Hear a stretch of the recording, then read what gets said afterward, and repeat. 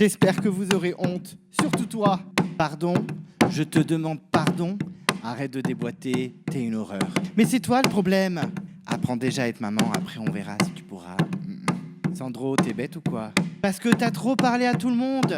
T'as trop mis ta main dans le dos des gens et tiré par les sentiments. À fond la randonnée. Coucou tout le monde, c'est Clemenco. On se retrouve pour une nouvelle vidéo et pas n'importe laquelle puisque c'est la vidéo bilan de la revanche des 4 terres. Oui, la saison est finie, mais on fait une toute dernière vidéo sur cette saison quand même.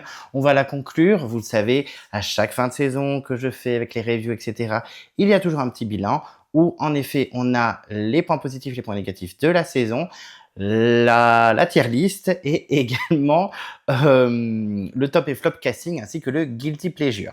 Alors, je suis rentré de vacances, je suis chez moi, j'ai fermé tous mes rideaux parce qu'il fait 4000 degrés, j'ai éteint mon ventilo, il y a mon chien à mes pieds, il y a l'ordi sur mes genoux, donc je transpire comme une petite truie, je suis vraiment au bout de ma vie, mais je suis là pour vous, pour faire ce bilan. Je suis content aussi de ne plus parler de cette saison, pas qu'elle soit catastrophique, c'est une saison pas folle, dû à plein de trucs, on en a déjà parlé plein de fois dans les reviews, dans les débats, etc. Mais on va conclure tout ça quand même. Il y a des bons points, il y a des mauvais points. Niveau casting, c'est pareil. Il y a des bons castings, il y a des bons candidats et d'autres un peu moins bien, décevants, etc. Donc clairement, tout le monde ne va pas être complimenté dans cette vidéo. On va avoir un peu des critiques.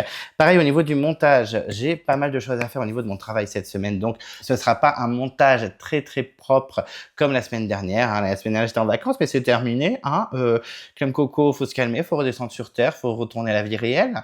Il y a je sais plus qui dans les commentaires qui m'a dit mais t'es encore en vacances? Alors ok, je suis parti très longtemps en début d'année, mais je n'avais pas eu de vacances depuis mars quand même pas 1 ou 2 jours. Donc là ça y est, j'ai une petite semaine, mais je repars dans quelques mois. Je rigole pas. Bon, en tout cas, je suis un peu fatigué, j'ai très chaud, je transpire comme une petite truie.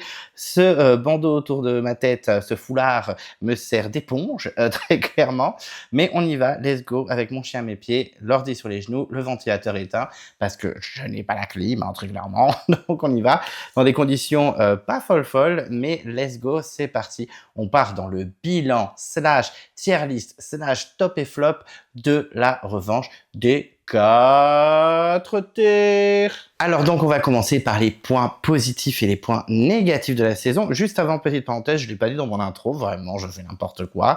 N'oubliez pas que si vous ne voulez pas louper les prochaines vidéos de Clemenco, on s'abonne à la chaîne, n'oubliez pas de déclencher la cloche de notification si vous ne voulez rien louper. Vous pouvez vous aventurer dans l'onglet post, oui c'est ça, post, cette fois je me trompe pas, où il y a des petites annonces, des petites surprises, des petites enquêtes, donc on n'hésite pas à s'y perdre. Vous pouvez mettre un pouce bleu à la vidéo, ça fait toujours plaisir, en tout cas moi ça me fait plaisir. Je suis sur les réseaux sociaux, je suis sur Instagram, donc on n'hésite pas à me follow. Et donc let's go, ça y est, on va partir dans les points positifs et les points négatifs, et on va commencer par les points positifs. Bon, j'en ai pris 3 dans chaque catégorie. 3 points positifs, 3 points négatifs, comme l'année dernière en fait. Et c'est vrai que le gros point positif de la saison, je trouve, comme chaque saison, c'est vrai que bon, c'est plus ou moins inégal à chaque fois, mais c'est le casting. Le casting qui est plutôt sympa. C'est vrai qu'il est assez varié. Alors, on a quelques fails en début de saison, tels que des Mehdi, des Benoît, même des Mohamed, ça me fait chier de le dire, mais c'est vrai. Même si Tiana qui est iconique, je sais pas si sur la longueur ça aurait été très intéressant, mais on a quand même quelques pépites, quelques candidats vraiment intéressants, comme Jérôme du Sud, qui a vraiment été surprenant tout au long de la saison. On a également Johanna, qui a joué un peu avec les émotions. En coup, on l'aimait pas, en coup, on l'aimait bien. Voilà, ça a été assez fun de la suivre. On était même tous, pas tous à 100%, mais pas mal d'entre nous assez tristes quand elle est partie parce que la saison après elle a changé de rythme, elle est devenue moins intéressante. Il y a Jérôme de l'Ouest aussi qui a été beaucoup apprécié par beaucoup d'entre vous, même moi j'ai beaucoup apprécié le Sugar Daddy, voilà, par sa personnalité, aussi ses valeurs, etc. Et puis aussi par quelques petits coups qu'il a fait à la fin comme le fameux coup de bluff à l'orientation qui pour moi est le plus gros coup de bluff de la saison. On avait Claire aussi qui était très solaire, certes un peu discrète tout au long de la saison, je l'ai assez dit, mais quand même assez intéressante, Moi, Gaëlle, j'ai adoré. Même s'il y en a beaucoup qui ne l'ont pas aimé, au moins elle a fait réagir, elle a suscité des émotions et des avis chez chacun d'entre nous. Céline, très intéressante, aussi discrète mais très joueuse, très stratège. On a également Pierre-Marie. Alors certains l'ont trouvé assez décevant par rapport à son portrait, son début d'aventure. Je peux l'entendre, mais moi j'ai beaucoup aimé cette personnalité. Naïs qui a été une grosse surprise pour beaucoup d'entre nous. On s'attendait à une grosse, désolé de dire, mais une grosse casseuse de Marseille. En fait, pas du tout. Elle était iconique. Chaque confesse face caméra était iconique. Même des candidats très discrets comme Jessica, qu'on a trouvé hyper attachante. Enfin, moi j'ai trouvé hyper attachante. C'est dommage qu'on l'ait pas plus vue. Andrea en début de saison, iconique, elle a bien foutu le bordel, c'était assez drôle. Comment je ne peux pas parler aussi de Maxime, Maxime que moi je n'ai pas forcément apprécié, mais qui clairement a remué la saison. Voilà, il a fait ses petits coups à droite à gauche, c'est plus ou moins bien calculé de sa part, mais en tout cas, c'est clair qu'il a remué les épisodes. Il y en a beaucoup qui l'ont trouvé marrant. C'est vrai qu'il faisait pas mal de punchlines face caméra. On en parlera en détail dans la tier list, mais effectivement, il était plutôt cool. Adrien aussi, qu'on n'a pas beaucoup vu à la réunification, hein, qui a viré et qui n'a pas remplacé le pauvre Frédéric, et qui franchement aurait pu avoir un beau parcours en réunification, même si c'était pas le plus grand des stratèges. Moi, c'était pas ma tasse de thé, mais je peux comprendre ceux qui l'aiment bien. On avait également Frédéric qui était plutôt intéressant. Moi, que j'ai beaucoup aimé. J'étais tellement dégoûté quand il s'est blessé parce que je pense qu'il aurait pu aller très, très, très loin dans le jeu. On a quand même le petit Maël, le petit nounours. C'est vrai qu'il était très discret. On l'a pas beaucoup vu. Il a pas surpris. Ça aurait été un gagnant pas ouf, ouf. Dommage à cause de son montage. Il est passé un peu pour quelqu'un de, pas de fade, mais un peu sans relief, ce qui est un peu dommage. À part la Bretagne, on n'a pas vu grand-chose de lui. Il a gagné aucune épreuve. Donc, un peu décevant à ce niveau-là. Mais franchement, il était quand même plutôt attachant. Moi, je m'y suis un peu attaché à ce petit Maël. Louise, c'est pareil. Bon, moi, c'est une candidate qui me fascine pas, mais franchement, elle a suscité aussi beaucoup d'émotions chez vous. Enfin bref, ils ont plutôt tous plus ou moins fait réagir les gens, même Pauline la sirène, hein, que ce soit positivement dans la saison, pour moi en tout cas, et un peu plus négativement après sur les réseaux, ça c'est autre chose. Mais c'est vrai qu'au niveau casting, voilà, il y a eu beaucoup de surprises, même Christian qui est parti trop tôt, ou notamment Alan qui est aussi parti bien trop tôt, le pauvre, hein, il s'est blessé. Mais niveau casting, je trouve qu'on a eu beaucoup de surprises, beaucoup de candidats assez différents. On a eu des sportifs certes, mais pas trop non plus. Andrea, pas spécialement sportive. On a qui était pas trop sportive. Cynthiana, c'était pas la reine des sportives. Noémie dont j'ai pas parlé, qui aussi a surpris malgré tout, même si j'étais pas forcément fan d'elle. Bon, ok, elle est sur son bateau, elle est navigatrice, mais elle n'était pas connue pour être sportive, etc. Et pourtant, elle a surpris dans les épreuves. Jérôme du Sud aussi, on s'attend pas à un grand sportif comme ça. On s'attendait pas à ce qu'il gagne 5 épreuves. Donc non, il y a eu un casting assez varié, que ce soit sportivement, stratégiquement, socialement, etc. Stratégiquement, il n'y a pas eu énormément de gros joueurs, mais il y en a eu quelques-uns quand même. Moi, je trouve que le casting, c'est un bon casting. On disait même au début des reviews et des débats que le casting de la Revanche des 4 terres était meilleur que celui des 4 terres. Et franchement, je suis un peu plus partagé. Parce que c'est vrai que dans les 4 terres, moi, j'ai eu des coups de cœur total. J'ai adoré Alexandra Wonder Woman. Lola, mine de rien, j'ai beaucoup aimé dans la saison. Loïc était hyper attachant. Alix, qu'on aime ou qu'on n'aime pas, franchement, elle prend beaucoup de place. Voilà, il y a des candidats qu'on a plus ou moins appréciés. Je sais que Brice aussi était très apprécié. Adja, elle a fait beaucoup parler. Mais je trouve que dans la saison 4 terres origine, il y a eu des gros coups de cœur et aussi des gros coups de gueule. Moi, par exemple, Adja, je n'en pouvais plus. Ou par exemple Carole, j'étais en mode mais qu'est-ce que c'est que ça, etc. Alors que dans cette saison, je trouve que c'était assez lisse. Le casting était bien, il y avait des candidats attachants comme des Claire, des Gaëlle malgré tout, des Maël, Jérôme de l'Ouest, etc. Mais il n'y avait pas eu, pour moi, en tout cas moi de mon côté, hein, parce que c'est quand même une review bilan subjective un petit peu, hein, quand même, j'ai pas eu d'énormes coups de cœur. J'ai eu des candidats que j'ai bien aimés, Gaël, Jérôme du Sud, Jérôme de l'Ouest, Pierre-Marie, Johanna, etc. Mais j'ai pas eu de gros coups de cœur en mode trop la base, s'il vire, je vais faire une dépression, je vais arrêter la saison. Non, aucun. Alors que si Alexandra des 4 terres origines avait été éliminée, mais j'aurais été au bout de ma vie, j'aurais été dégoûté, j'étais en mode, ça m'intéresse plus. J'aurais regardé comme une grosse victime, mais j'aurais été un peu colère. Alors que là, je trouve que le casting, il y a personne qui sort grave du lot, à part Jérôme du Sud un peu vers la fin.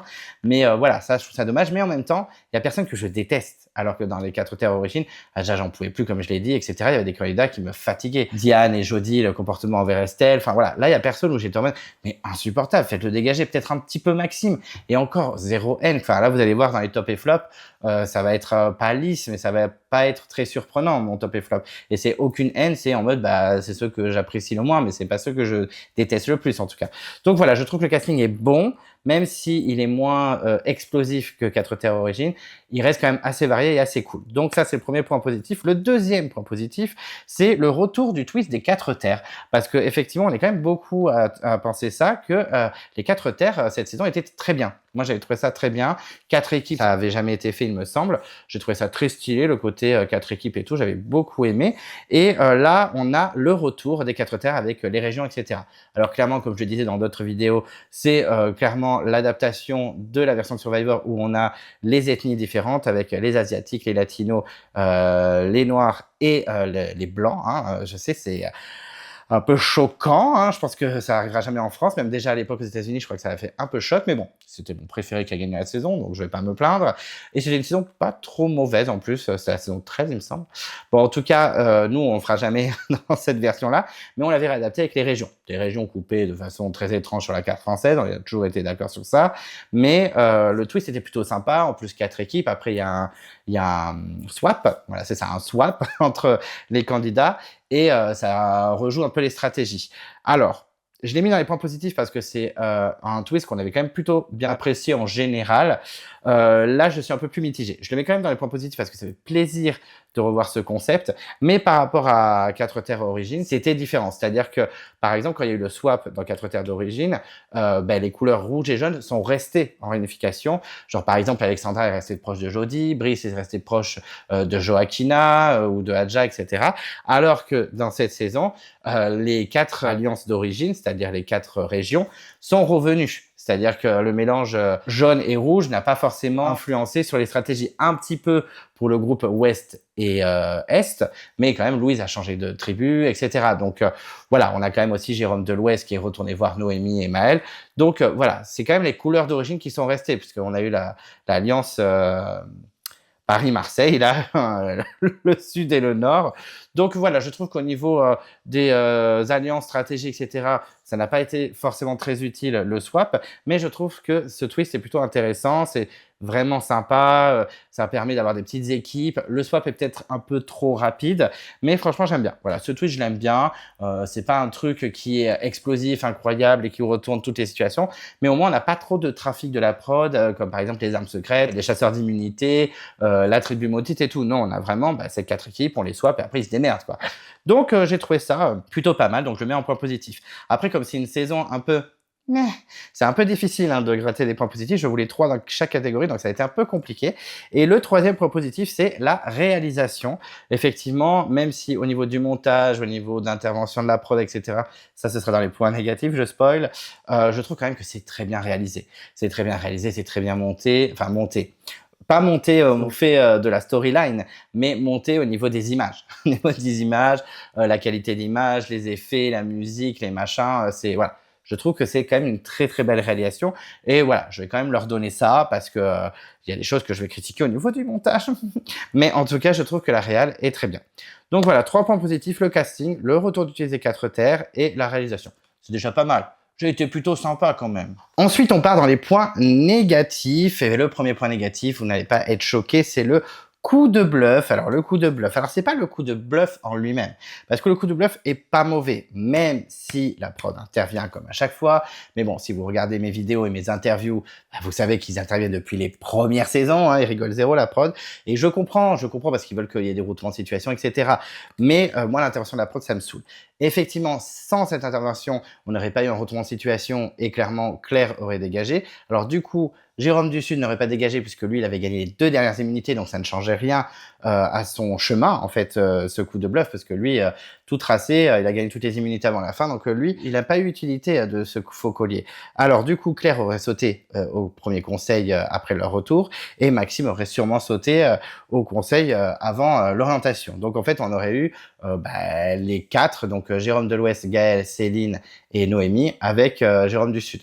Bon, après, on peut refaire le monde avec des si, mais voilà, c'est vrai que ça aurait pas été très original niveau suspense, mais en même temps, certes, ce coup de bluff a retourné le game, mais est-ce que la prod était obligée d'intervenir? C'est autre chose. Bon, moi, c'est pas un truc dont je suis fan, mais je sais que certains d'entre vous sont en mode « Ah ouais, mais tant mieux qu'ils interviennent parce que sinon, c'est chiant. » Bon, peu importe, je trouve que le coup de bluff n'était pas forcément dégueulasse parce qu'on leur a filé un collier. Bon, c'était un mauvais, c'était pas un bon, il n'était pas valable. Ce qu'ils ont fait, c'est qu'ils ont fait croire que ça les protégeait tous les deux. Tout le monde était en mode « C'est incroyable ». c'est très sympa. Ils ont réussi leur coup parce que tout le monde a plongé dedans. Les 5, ils ont fait ah ouais d'accord, ok.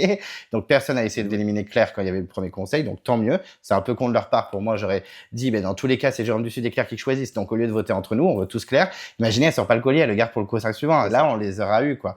Ils l'ont pas fait, tant pis pour eux. Bon, en même temps, c'est plus facile de donner cet avis sur son canapé que quand on est dans le jeu, mais quand même. Donc le coup de bluff a marché et ça ok. En même temps, qu'est-ce qu'ils voulaient faire de plus que faire croire que ça les sauve?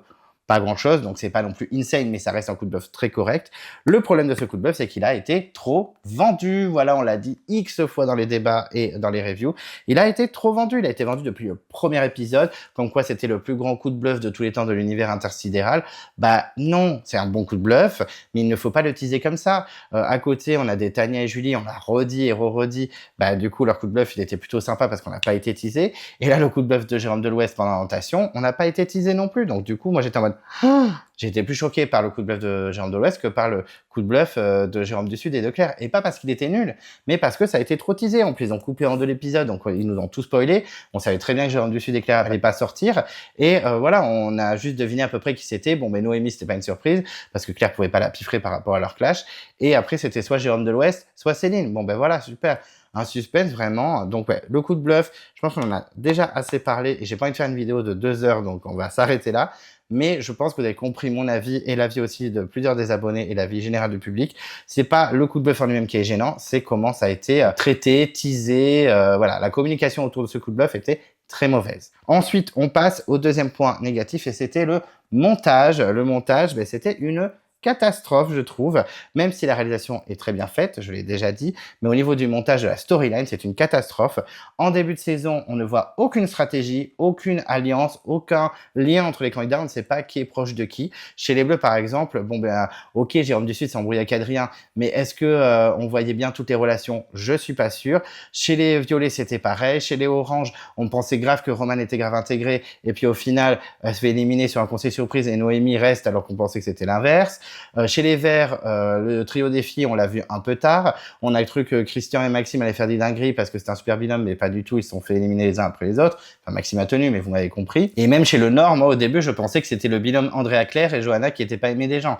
Bon, on a vu après que c'était différent, mais voilà, on connaît pas trop les relations des candidats en pré-réunification, donc c'est un peu compliqué. On voit pas beaucoup de stratégie, alors je pense qu'il y en avait. Notamment, je veux pas le défendre coûte que coûte, mais Pierre-Marie, on a l'impression qu'il fait zéro stratégie à part les ambassadeurs, mais en fait, il a fait pas mal de stratégies, on l'a pas vu. Donc ça, c'est un peu dommage. Les stratégies sont assez absentes, on les voit que au moment du coup de bluff. On voit juste qu'il y a des alliances qui se font et qui bougent pas et pas de trahison de machin, donc c'est un peu dommage. Il cache un peu tout parce que je suis sûr qu'il y a eu plein de discussions. On voit très peu de moments drôles, ça on en a parlé aussi avec les abonnés. Effectivement, ils ont des moments de vie sympas. On les a vus à un moment faire de la pétanque avec des noix de coco, c'était rigolo. Et à l'after, on voit des images inédites où, par exemple, Louise prend un bout de bois pour une canne à sucre et elle le mord et tout en mode ah c'est peut-être de la canne à sucre et ce moment il est un petit peu rigolo, pourquoi ne pas le mettre? Du coup à la place on a des trucs inutiles, genre les filles qui font leur lessive et qui font un moment girly, ça dure 15 ans, le moment de confort avec Jérôme de l'Ouest et Maël où ils parlent de sauver la planète, c'est relou. Enfin voilà, je trouve qu'au niveau du montage c'est un peu dommage et surtout au niveau du montage, et ça c'est le gros point négatif de ce point négatif, c'est que certains candidats sont trop mis en avant pour pas grand chose. Alors c'est le cas Gaëlle, très clairement. Gaëlle qui, pour moi, est une candidate super sympa que j'ai beaucoup aimée, n'en déplaise aux rageux, mais qui a trop été mise en avant. Et c'est pour ça qu'elle a été détestée. Les gens, forcément, ils sont en mode, elle fait pas grand-chose, et la prod, ils sont en mode, oh, wow, insane, elle a récupéré 2 cannes à sucre et un manioc, super. Mais c'est un peu dommage. C'est un peu dommage de la teaser comme ça. Pareil, ils ont bien montré qu'elle était venue sur les épreuves pour finalement qu'elle gagne la dernière épreuve ultime, les poteaux. Bon, voilà, je trouve que son montage à elle a été catastrophique et c'est ce qui fait qu'elle a été détestée par le public. C'est même pas sa personnalité, je pense, parce qu'elle n'a pas été désagréable sur le camp.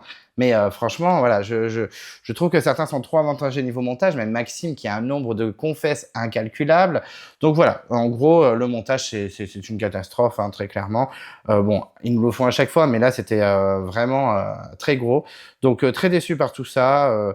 J'ai l'impression que des fois, la production se moque un peu de nous et on a un petit peu rien à foutre de notre avis. Et ce qui va nous amener au dernier point négatif et pas des moindres, la diffusion, comme chaque saison. Là, la prod, ils se moquent de nous. Je ne suis pas le seul à le dire. Certains autres youtubeurs Koh-Lanta ont arrêté de regarder l'émission en cours. Certains ont dit, je ne ferai pas les reviews l'année prochaine. Peut-être que ça peut m'arriver à moi aussi, parce que ça commence un petit peu à m'énerver.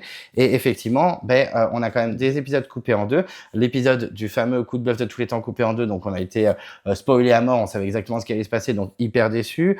Des pubs, on crevait la finale où il se passait rien. Il y avait les poteaux, un conseil final un peu décevant et le prank qui a duré 1 heure. On a eu 4 pubs, et pas 4 pubs de 2 secondes, des pubs hyper longues. Donc hyper déçu, et ce qui m'a vraiment déçu, c'est l'after. L'after, tout simplement parce que déjà, c'était pas au niveau. Il faisait venir des guests qui ne servaient à rien, qui ne sont en plus pas forcément fans de l'émission, qui connaissent rien, même des anciens candidats qui ne suivent plus rien, donc ils ont aucune rêve, c'est vraiment dommage. Au lieu d'inviter des youtubeurs un peu spécialisés, pas forcément moi, hein, mais par exemple, je sais pas, Maxime, bon, Space Babies, il a arrêté, mais des gens comme ça qui sont assez populaires quand même sur YouTube et qui pourraient très bien débarquer, ce serait pas choc.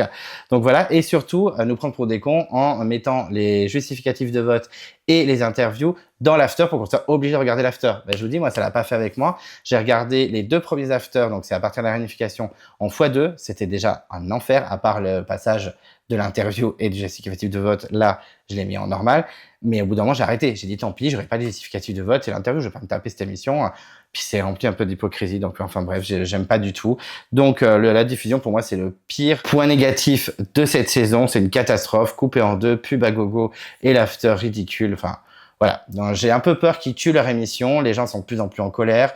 Les audiences sont catastrophiques. Là, on a à moins de 3 millions pour la finale. Certes, il y a des replays, gna, c'est une autre époque et tout ça.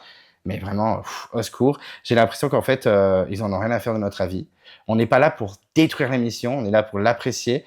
Et franchement, maintenant, regardez Koh-Lanta, c'est pas désagréable, mais ils sont en train de détruire un petit peu l'émission que j'ai chérie pendant presque 25 ans. Donc, je les félicite pas. Voilà.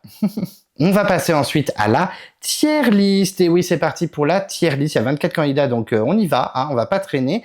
Juste pour rappel, les catégories, voilà, pour ceux qui ont oublié ou pour ceux qui n'ont jamais vu, on a 5 catégories. Donc en première, on a mais. Alors, mais c'est vraiment la pire catégorie, il faut absolument pas y aller. C'est un candidat ou un aventurier qui n'a pas été intéressant, qui a été décevant, potentiellement une erreur de casting, qui ne reviendra jamais dans un All-Star très clairement, ou alors je serai chaud cadeau. Donc ouais, pour moi, un candidat qui n'a pas d'intérêt dans cette saison et qui a été plus que décevant. Ensuite, on a la catégorie parti trop tôt, donc ça c'est une catégorie un petit peu positive quand même.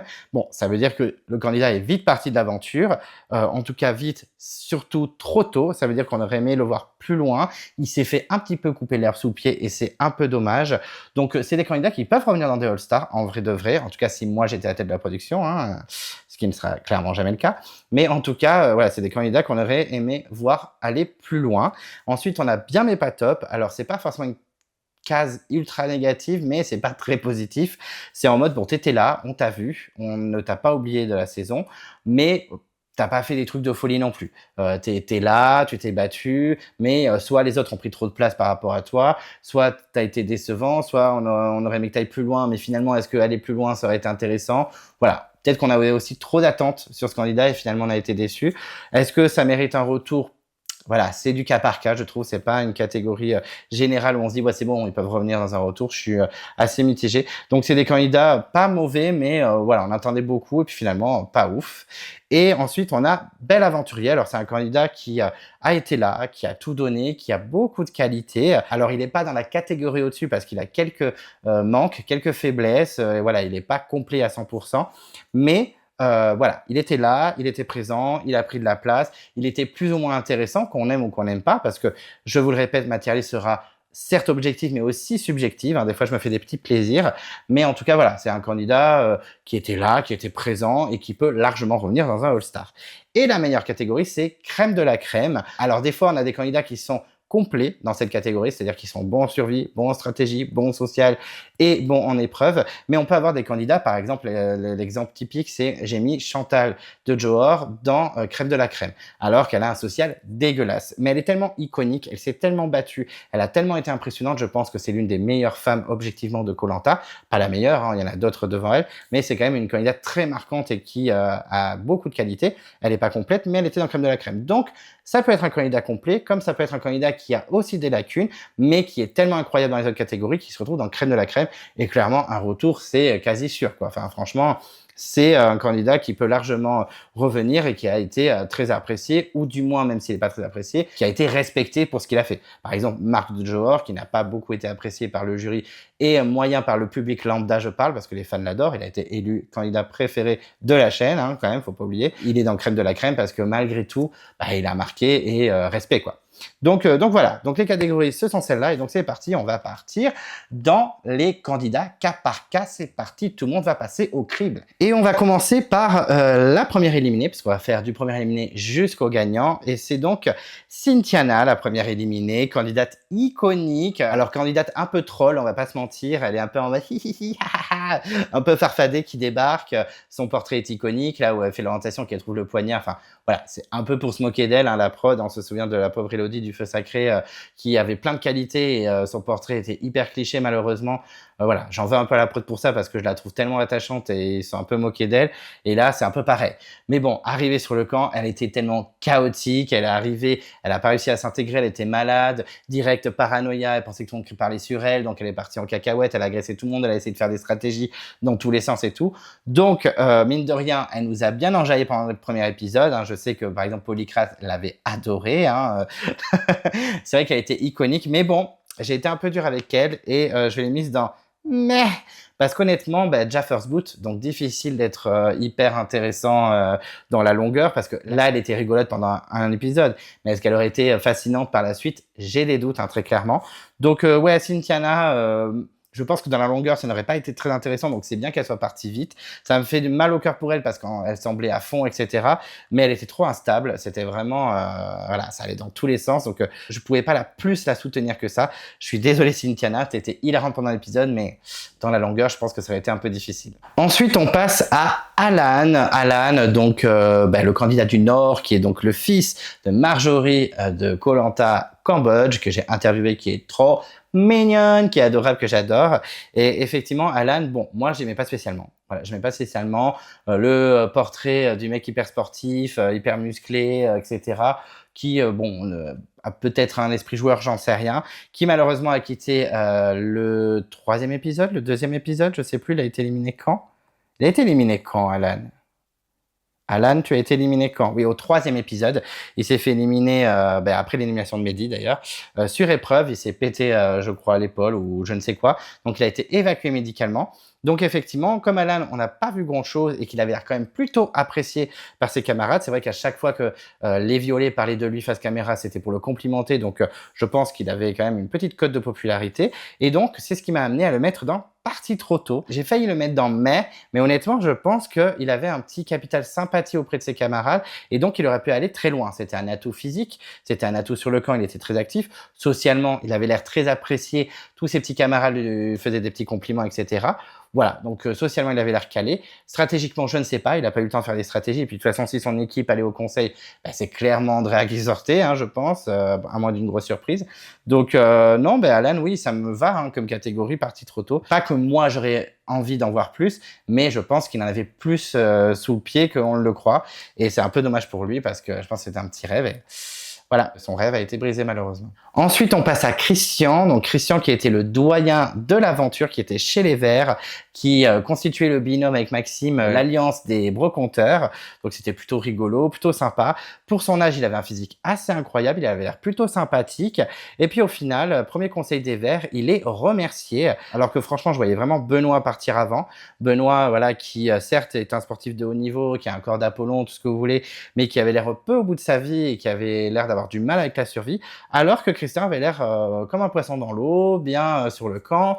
Voilà, on sentait quand même que le trio des filles était assez fort par rapport au trio des garçons et qu'il suffisait qu'un des garçons se greffe à elle pour continuer, ce qui a été le cas à ce conseil-là en tout cas.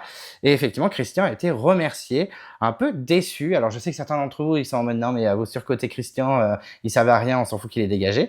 Mais moi je le trouvais vraiment sympa, ça faisait longtemps que j'avais pas eu un doyen aussi sympa. Je crois que mes doyens préférés, ça doit être Bruno Johor et Rodolphe de Palau, hein, mes 2 saisons préférées en plus. Mais là, ça faisait longtemps que j'avais pas eu un doyen aussi iconique, aussi sympa. Et puis, ils lui ont coupé l'herbe sous le pied, il a été éliminé. Donc moi, clairement, Christian, je l'ai mis dans partie trop tôt. Avec Alan, j'aurais bien aimé voir ce qui l'aurait donné par la suite s'ils avaient viré Benoît et ensuite Maxime et que Christian était en unification. Je pense qu'il aurait été assez fidèle auprès des 3 filles, il avait l'air plutôt posé et avoir des petites valeurs en mode non, moi je trahis pas les gens. Donc un peu dommage, un peu dommage. Je pense que Christian aurait pu donner vachement plus. J'étais dégoûté que pour une fois on a un doyen plutôt sympa, pas un gros boulet à la GG, ou bon, même s'il était fort sur les épreuves, mais le Bernard de Malaisie, RIP, hein, je suis désolé, mais en tout cas moi j'aimais pas du tout sa personnalité. Mais Christian était jovial, sympa, souriant, il avait l'air de tout donner, en épreuve il était bon. Donc un peu déçu. Pour moi c'est un peu un petit fiasco au début de saison, une sortie un peu tristounette. Donc Christian, je te rends hommage, je te mets dans partie trop tôt parce que tu valais beaucoup mieux que ça. Ensuite, on passe à Roman. Roman qui a été éliminé chez les Oranges. C'était la 3e éliminée parce que Mehdi avait été éliminé, mais suite à l'abandon d'Alan, Mehdi avait intégré l'équipe des Violets. Et Roman, on la sentait vraiment bien intégrée au début. Elle était quand même plutôt proche de Jérôme de l'Ouest, de Maël, etc. Et on sentait que franchement, Roman était bien placé dans son équipe. Même quand Mehdi a été éliminé, ça se jouait plus entre Mehdi et Noémie. Noémie qui a été menacée assez vite et qui finalement a fait top 7 ou top 8, je sais plus, ce qui est assez incroyable. Donc Roman, moi je la voyais vraiment tracer son chemin, bien intégrée dans son équipe. Et puis surprise, le 3e épisode, il me semble, elle vire au 3e épisode, la petite Roman, il me semble, je regarde tout de suite. Ah non, elle vire au 4e, c'est Christian qui vire au 3e. Oupsie, heureusement que j'ai tout devant mes yeux.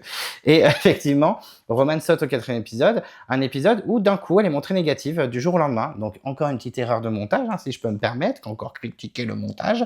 Voilà, on voyait Roman hyper bien intégré, encore voilà, des erreurs au niveau de la storyline où on a l'impression que Roman est intégré, qu'il y a de super relations, et en fait pas du tout. Alors ça crée de la surprise, mais de la mauvaise surprise, parce que du coup on est en mode what?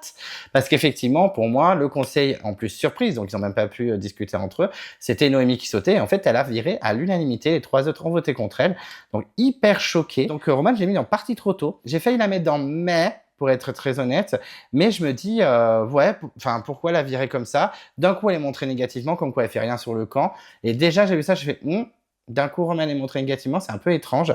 Donc, ouais, j'ai pas compris son montage, je trouve ça un peu dommage, et du coup, on a envie d'en voir plus, quoi, parce qu'on se dit, qu'est-ce qui n'a pas été sur le camp, puisqu'on n'a absolument rien vu. Donc, en plus, elle semblait assez sportive, assez déterminée. On la sentait pas dans le man non plus. Donc, un peu surpris. J'aurais aimé la voir plus loin. Alors, c'est pas forcément une candidate que j'ai adorée, loin de là. Mais voilà, je me dis, est-ce que ça aurait été intéressant de la voir plus loin? Why not? J'ai hésité, mais pour moi, partie trop tôt, c'est sa meilleure catégorie. Ensuite, on passe à Mehdi. Mehdi qui est donc éliminé au 2e épisode avec l'équipe de l'Ouest. Il a été menacé en plus dès le 1er épisode, il me semble. Bon, Mehdi, il est mignon comme un cœur, il a une bonne gueule, il a l'air sympathique. En plus, on apprend qu'il a tenté une dizaine de fois de participer à Koh Lanta, donc on se dit qu'il est déterminé. Il fait des petites stratégies en début de saison pour essayer de se sauver. Il se fait éliminer malheureusement, donc j'étais un peu déçu parce que je me disais, bon, par exemple, Noémie, je suis pas fan, même Roman, je suis pas non plus hystérique, donc j'aurais préféré qu'il reste. Et puis, vu qu'Alan se blesse, il intègre les Violets, et chez les Violets, pas du tout intégré. On le sentait vraiment au bout de sa vie, on sentait à côté de ses pompes, un petit fantôme sur le camp, et grosse surprise, il abandonne. Il abandonne, il arrête le jeu, donc un peu choqué. Bon, pour moi, ceux qui abandonnent, c'est une catastrophe. Ça ne peut aller que d'un mais. Bon, il y en a qui ont abandonné en mode abandon caché que j'ai pas mis dans mais. Je le sais, des fois, je suis un peu de mauvaise foi. Mais là, c'est pas possible, quoi. Le mec, il a la chance de revenir. Roman se fait éliminer au conseil surprise et il abandonne. Non, mais c'est abusé, quoi. Enfin, franchement, je trouve ça hyper craqué. Surtout qu'on a l'impression qu'il est un peu venu pour le buzz, parce que quand il dit quiproquo, il dit petit croco, et même au Prime en direct, il fait c'est une phrase qui restera dans l'autologie, je sais pas quoi, qui m'aura marqué l'émission. Non, ça va marquer rien du tout, très clairement. Et on se dit, est-ce qu'il n'est pas venu juste pour faire de la télé, quoi. Donc, un peu déçu, surtout qu'il avait l'air hyper attachant, hyper choupi, hyper mignon, mais en fait, grosse déception. Abandon, je ne peux le mettre que dans cette catégorie, je suis désolé Mehdi, mais tu as été une des grosses déceptions de ce début de saison, très clairement. Candidat suivant, c'est Benoît. Benoît, effectivement, chez les Verts. Beaucoup d'hommes virés en début d'aventure, ça change un peu, souvent c'est les femmes qui sont menacées en 3 secondes. Et là, c'est les hommes qui virent les uns après les autres, et ça va encore s'enchaîner derrière. Et effectivement, Benoît quitte l'aventure. C'était qu'une question de temps. On va pas se mentir. J'étais assez content qu'il dégage. Alors, pas parce qu'il a pas l'air gentil, pas parce qu'il n'est pas mignon comme un cœur, parce qu'il est très beau, il a l'air très sympa. Mais effectivement, il avait l'air au bout de sa vie dès le début de l'aventure, dès les premiers épisodes. Très surprenant d'ailleurs qu'il ne vire pas au premier conseil quand c'est Christian qui sort, je vous l'ai déjà dit. Donc, pour moi, il n'avait pas grand intérêt. Je pense même que c'est la plus grosse erreur de casting de la saison. Pourtant, on a un abandon de Mehdi et un abandon déguisé de Mohamed. Mais Benoît, c'est un fiasco. Voilà, je trouve qu'il perce pas du tout l'écran. Il est pas attachant. Il fait la gueule toute la journée. Sur les épreuves, bon, peut-être qu'il est fort, je me rappelle plus trop. Par rapport à Mehdi, qui était pas très fort aussi, qui était un peu décevant. Mais Benoît, ouais, pas incroyable sur les épreuves. Voilà, tout le temps tristouné, tout le temps au bout de sa vie. Je pense qu'il s'est bien intégré avec les filles, c'est comme ça qu'il a réussi à se sauver au premier conseil. Puis au bout d'un moment, les filles se sont dit, bon, Maxime, il est ce qu'il est, il est un peu chelou, mais bon, on a l'impression qu'il est comme un poisson dans l'eau sur l'aventure. Donc on va pas le dégager, on va plus virer Benoît. Et les filles, elles ont bien fait. J'aurais fait la même chose, donc Benoît, je peux le mettre que dans la catégorie mais parce que pour moi c'est une grosse erreur de casting, quoi, pas attachant au bout de sa vie, limite c'est peut-être un abandon déguisé comme Momo. Donc bah pour moi Benoît, pas grand intérêt, hein. Et il est très beau, hein, voilà, c'est une belle plante, on le pose dans un coin, oh, la jolie plante, il est mignon. Mais c'est tout. Donc au bout d'un moment, la plante, elle est gentille, mais si elle apporte rien au camp et qu'elle fait la gueule, ben ça dégage. Donc Benoît, tu es très mignon, tu as l'air très gentil, et je suis sûr que dans la vie, on doit se taper des barres avec toi. Mais là, dans Koh Lanta, malaise. Ensuite, on passe à Mohamed, mon petit Momo, qui est mignon comme un cœur, qui est souriant, il a un sourire, c'est un soleil. On a envie d'être son pote, il est génial, c'est un gros coup de cœur des portraits. Hein. Je ne sais pas si vous vous rappelez quand j'ai parlé des portraits, quand j'étais en Micronésie, que ma vie était incroyable. J'avais eu un gros coup de cœur pour lui. Je l'avais trouvé super sympa, en plus bah, beau comme un dieu, il avait l'air super cool, super sportif. On se dit, mais lui, il va aller grave loin, ça va être un gros candidat de la saison. Et en fait, très rapidement, chez les Violets, on sentait qu'il avait quelques faiblesses au niveau de la survie. C'est vrai que, bon, principalement chez les Violets, c'était les dramas entre Johanna et Andrea. Mais Mohamed, quand même, on avait quelques scènes avec lui où il disait « Oh, j'en peux plus de la pluie, ça me fatigue, tous ces clashs, etc. » Où il se plaignait un peu, même s'il était souriant à côté et qu'il défendait Andrea. Et ça, pour ça, je le remercie forever, même si j'adore Johanna maintenant. Mais Mohamed, ouais, pas hyper bien à l'aise, en tout cas sur le camp. J'en avais déjà parlé dans les débats, notamment avec Maxime, en disant « Ouais, je sais qu'on aime bien Mohamed, mais vu les plans qu'il y a sur lui, je sens un petit abandon. » Et en fait, c'était un petit abandon déguisé, puisqu'il se fait éliminer après le swap. Il se fait éliminer par l'équipe des Rouges, je crois, l'équipe avec Naïs, Gaël et tout ça. Et effectivement, il se fait éliminer alors que bah, c'est un des plus gros colosses de l'équipe, mais en même temps, contre-performance sur l'épreuve où ils devaient tous tenir ensemble des poids, je sais plus quoi. C'est même les filles qui sont obligées de l'aider tellement qu'il en peut plus. Donc mon petit Mohamed, ça m'a fendu mon petit cœur. Franchement, ça m'a fait mal de le mettre, mais il faut que je sois un peu objectif. Je l'ai mis dans mais parce que c'est un abandon déguisé et que c'est hyper flagrant. Ça m'a fendu mon cœur de le mettre dans cette catégorie aussi basse. J'aurais pu le mettre dans bien mais pas top, mais en vrai, bah, il a rien apporté, quoi. À part être super beau comme, comme Benoît, la petite plante jolie. Et après, il a pas donné grand-chose. On a quand même Adrien qui lui a remonté le moral plusieurs fois. Ouais, voilà, Mohamed, ça a l'air d'être quelqu'un de super dans la vie. J'ai vu sur Instagram, il s'entend avec tout le monde, il a l'air hyper fun et tout. Mais alors par contre, sur le camp, bah, il m'a énormément déçu. Je le voyais aller hyper loin.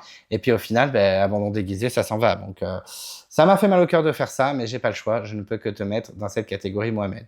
M'en veux pas, petit cœur sur toi. Ensuite, on va dans les mers, puisque c'est la sirène Pauline qui est sur le grill tout de suite maintenant. Effectivement, Pauline, c'est une candidate que j'avais bien aimée dans les portraits. J'avais trouvé ça rigolo, son portrait de sirène, etc. Cette belle énergie. Alors certes, elle a beaucoup d'énergie, hein, c'est ce qu'il a un petit peu perdu, hein, puisqu'effectivement, elle est sortie après le swap dans l'équipe des jaunes, et c'est le collier d'Andrea qui l'a éliminée. En plus, Pauline avait un vote contre elle suite à sa contre-performance dans l'épreuve, je crois.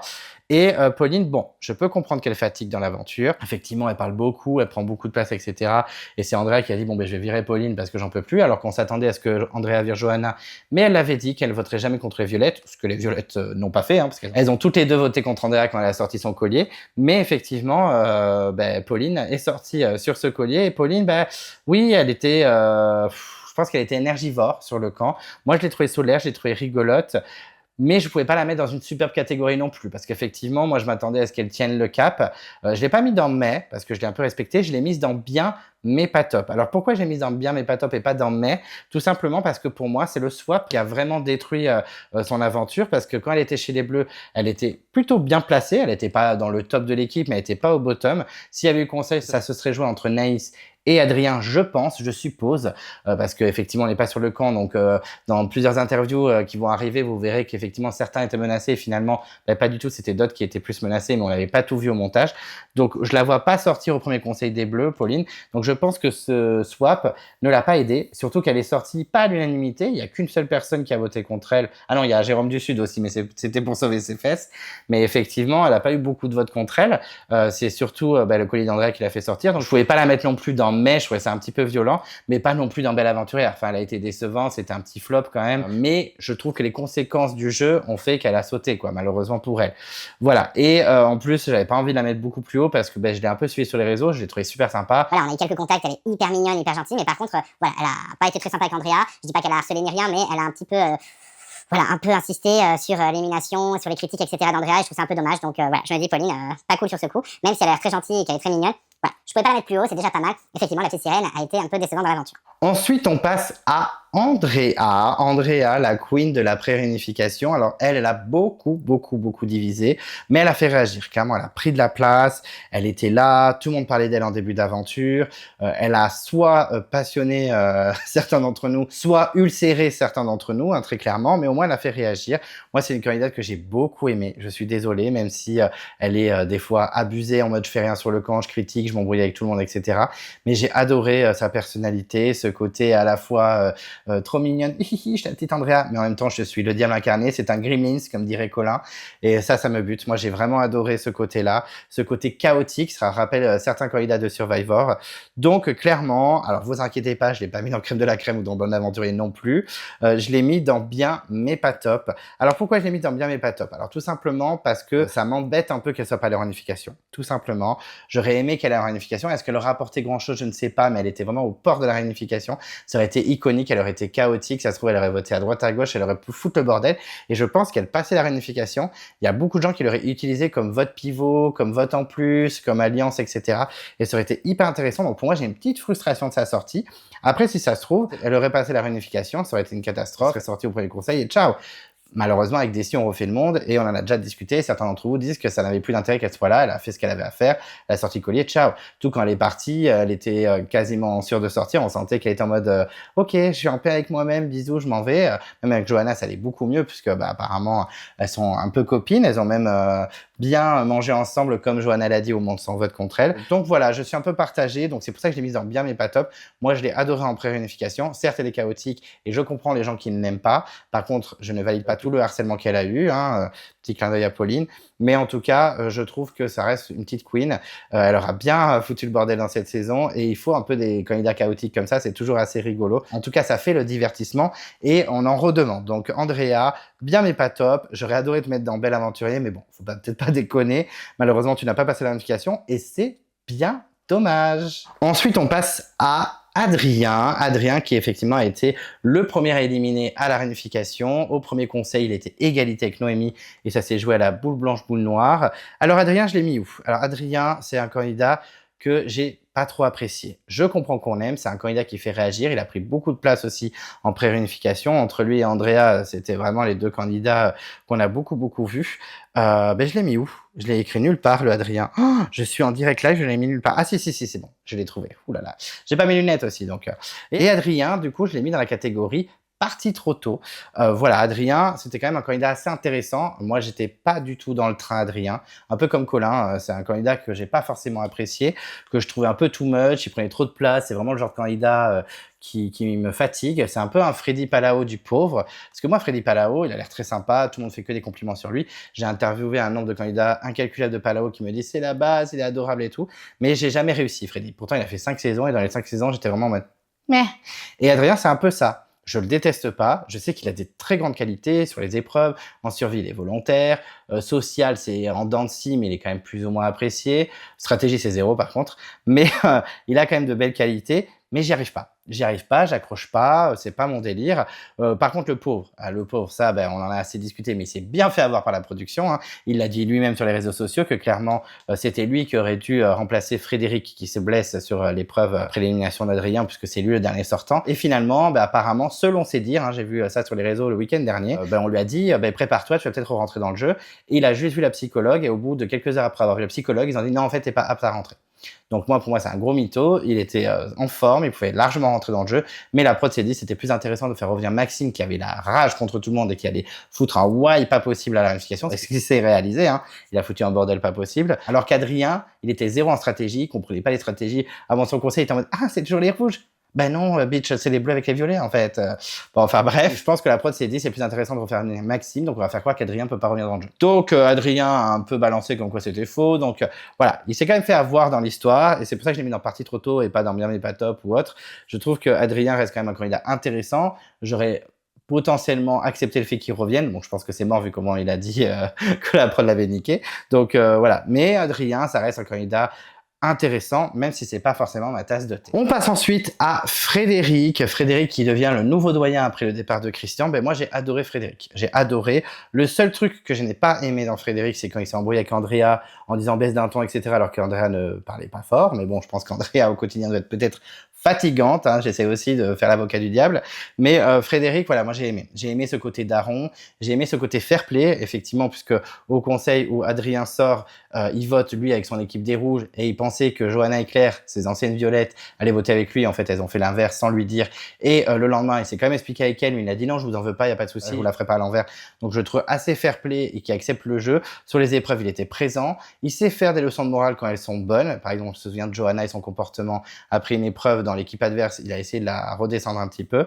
Voilà, je trouve quand même que c'est le bon daddy, le bon papa de l'équipe, il est attachant, je trouve vraiment plutôt cool à suivre. Je l'ai mis dans Bel Aventurier, puisqu'effectivement, je pense que s'il n'avait pas été évacué médicalement, il aurait été hyper intéressant par la suite. Ça aurait pu être un potentiel gagnant, hein. Je m'avance un petit peu parce qu'il y a 36 conseils entre-temps, mais franchement, je pense qu'il serait allé hyper loin, je pense qu'il aurait été hyper attachant pour les candidats. Sur les épreuves, il aurait pu aussi faire des trucs sympas, j'en sais rien, en vrai, j'invente un peu, mais je le trouvais assez bien placé dans les stratégies, assez bien apprécié, en survie présent, en épreuve présent, socialement il était apprécié, il était limite complet, hein, Frédéric. Je pense que s'il serait allé dans le top 5, il aurait pu être dans le crème de la crème. Donc un candidat que j'ai vraiment apprécié, que j'ai vraiment aimé suivre, et voilà, c'est un peu dommage cette blessure, ça m'a un peu brisé mon cœur, je vous avoue. C'était un départ assez difficile, surtout pour faire revenir Maxime, hein, très clairement.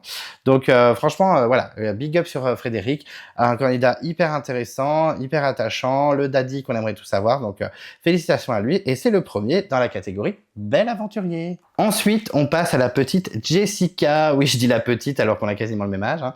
Mais Jessica, j'ai adoré. J'ai adoré cette personnalité, ce côté solaire, ce côté doux, un peu trop maman, un peu trop bon, ben vive les mamans, un peu comme Claire ou Gaëlle par exemple, hein. On se souvient qu'elle a quand même voté Gaëlle parce que c'est une maman aussi, que bon, c'est une mère célibataire qui galère avec ses filles. Je peux l'entendre cet argument, mais c'est vrai que ça c'est beaucoup mis en avant pour elle. C'est un peu la maman de l'aventure. Et voilà, je trouve que Jessica, elle est vraiment attachante, mignonne, solaire. Toujours bien placé chez les bleus, un peu moins chez les rouges par contre, mais toujours de l'idée niveau stratégie. C'est vrai qu'on l'a beaucoup vu intervenir en début de réunification avant son départ sur les stratégies avec Jérôme du Sud, avec Pierre-Marie. Elle était assez active par rapport à une Naïs qui, elle aussi, faisait des petites stratégies, mais beaucoup moins, qui était plus en mode dilettante. Elle était vraiment au taquet. Elle s'est fait donc éliminer sur une épreuve. Je pense qu'elle n'aurait pas fait long feu à niveau des conseils, mais sait-on jamais. Elle s'est fait éliminer sur le tir à l'arc, un peu dégoûtée, hein, parce que notamment, je crois que c'est Zakou qui l'a dit dans le dernier débat. Zakou qui la défend beaucoup, hein, il a raison. Comme quoi, en fait, sur l'épreuve, elle était souvent deuxième et jamais première, donc c'est assez frustrant pour elle. Donc, éliminée sur épreuve, comme dit Naïs, elle a pas remporté l'épreuve, mais elle a remporté mon cœur.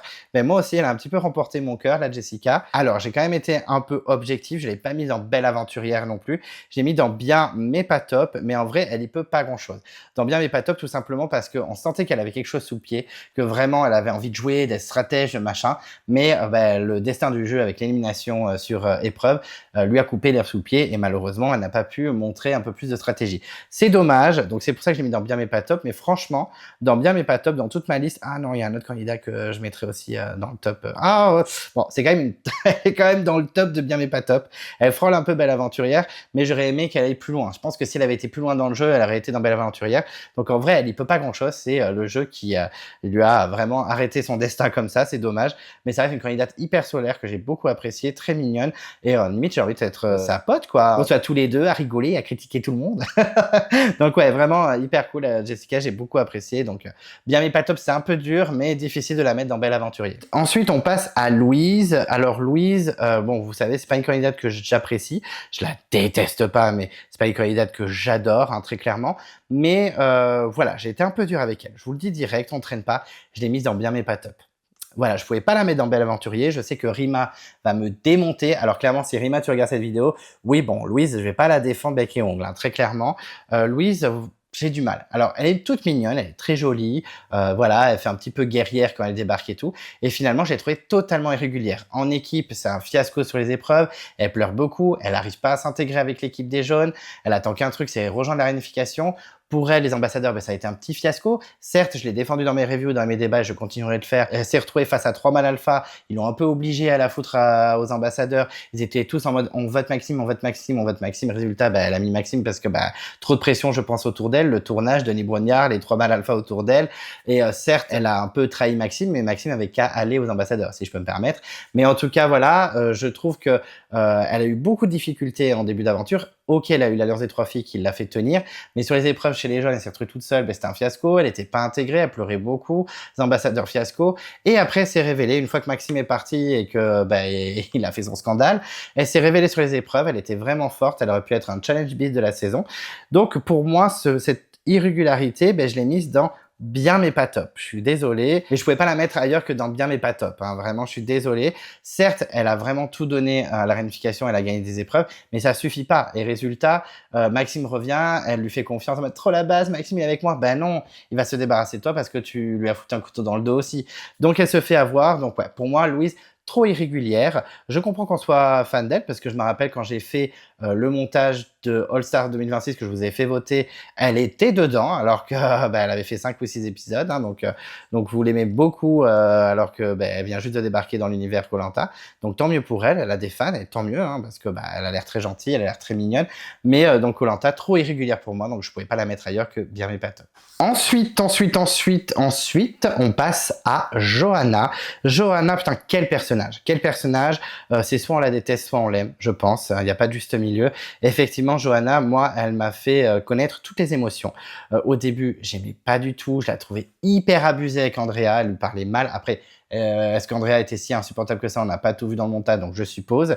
Mais par contre, elle est déterminée. C'est-à-dire qu'elle est forte en épreuve. Elle est hyper active en survie. En stratégie, même si des fois c'est foireux, elle tente des coups, elle est hyper présente, elle est au taquet. Je pense que c'est une des plus grosses stratèges de la saison. Et en social, elle n'est pas si détestée que ça. Alors certes, il y a des filles qui ne l'aiment pas, comme Gaëlle, Céline, etc. Mais elle est quand même appréciée par Naïs, elle est appréciée par...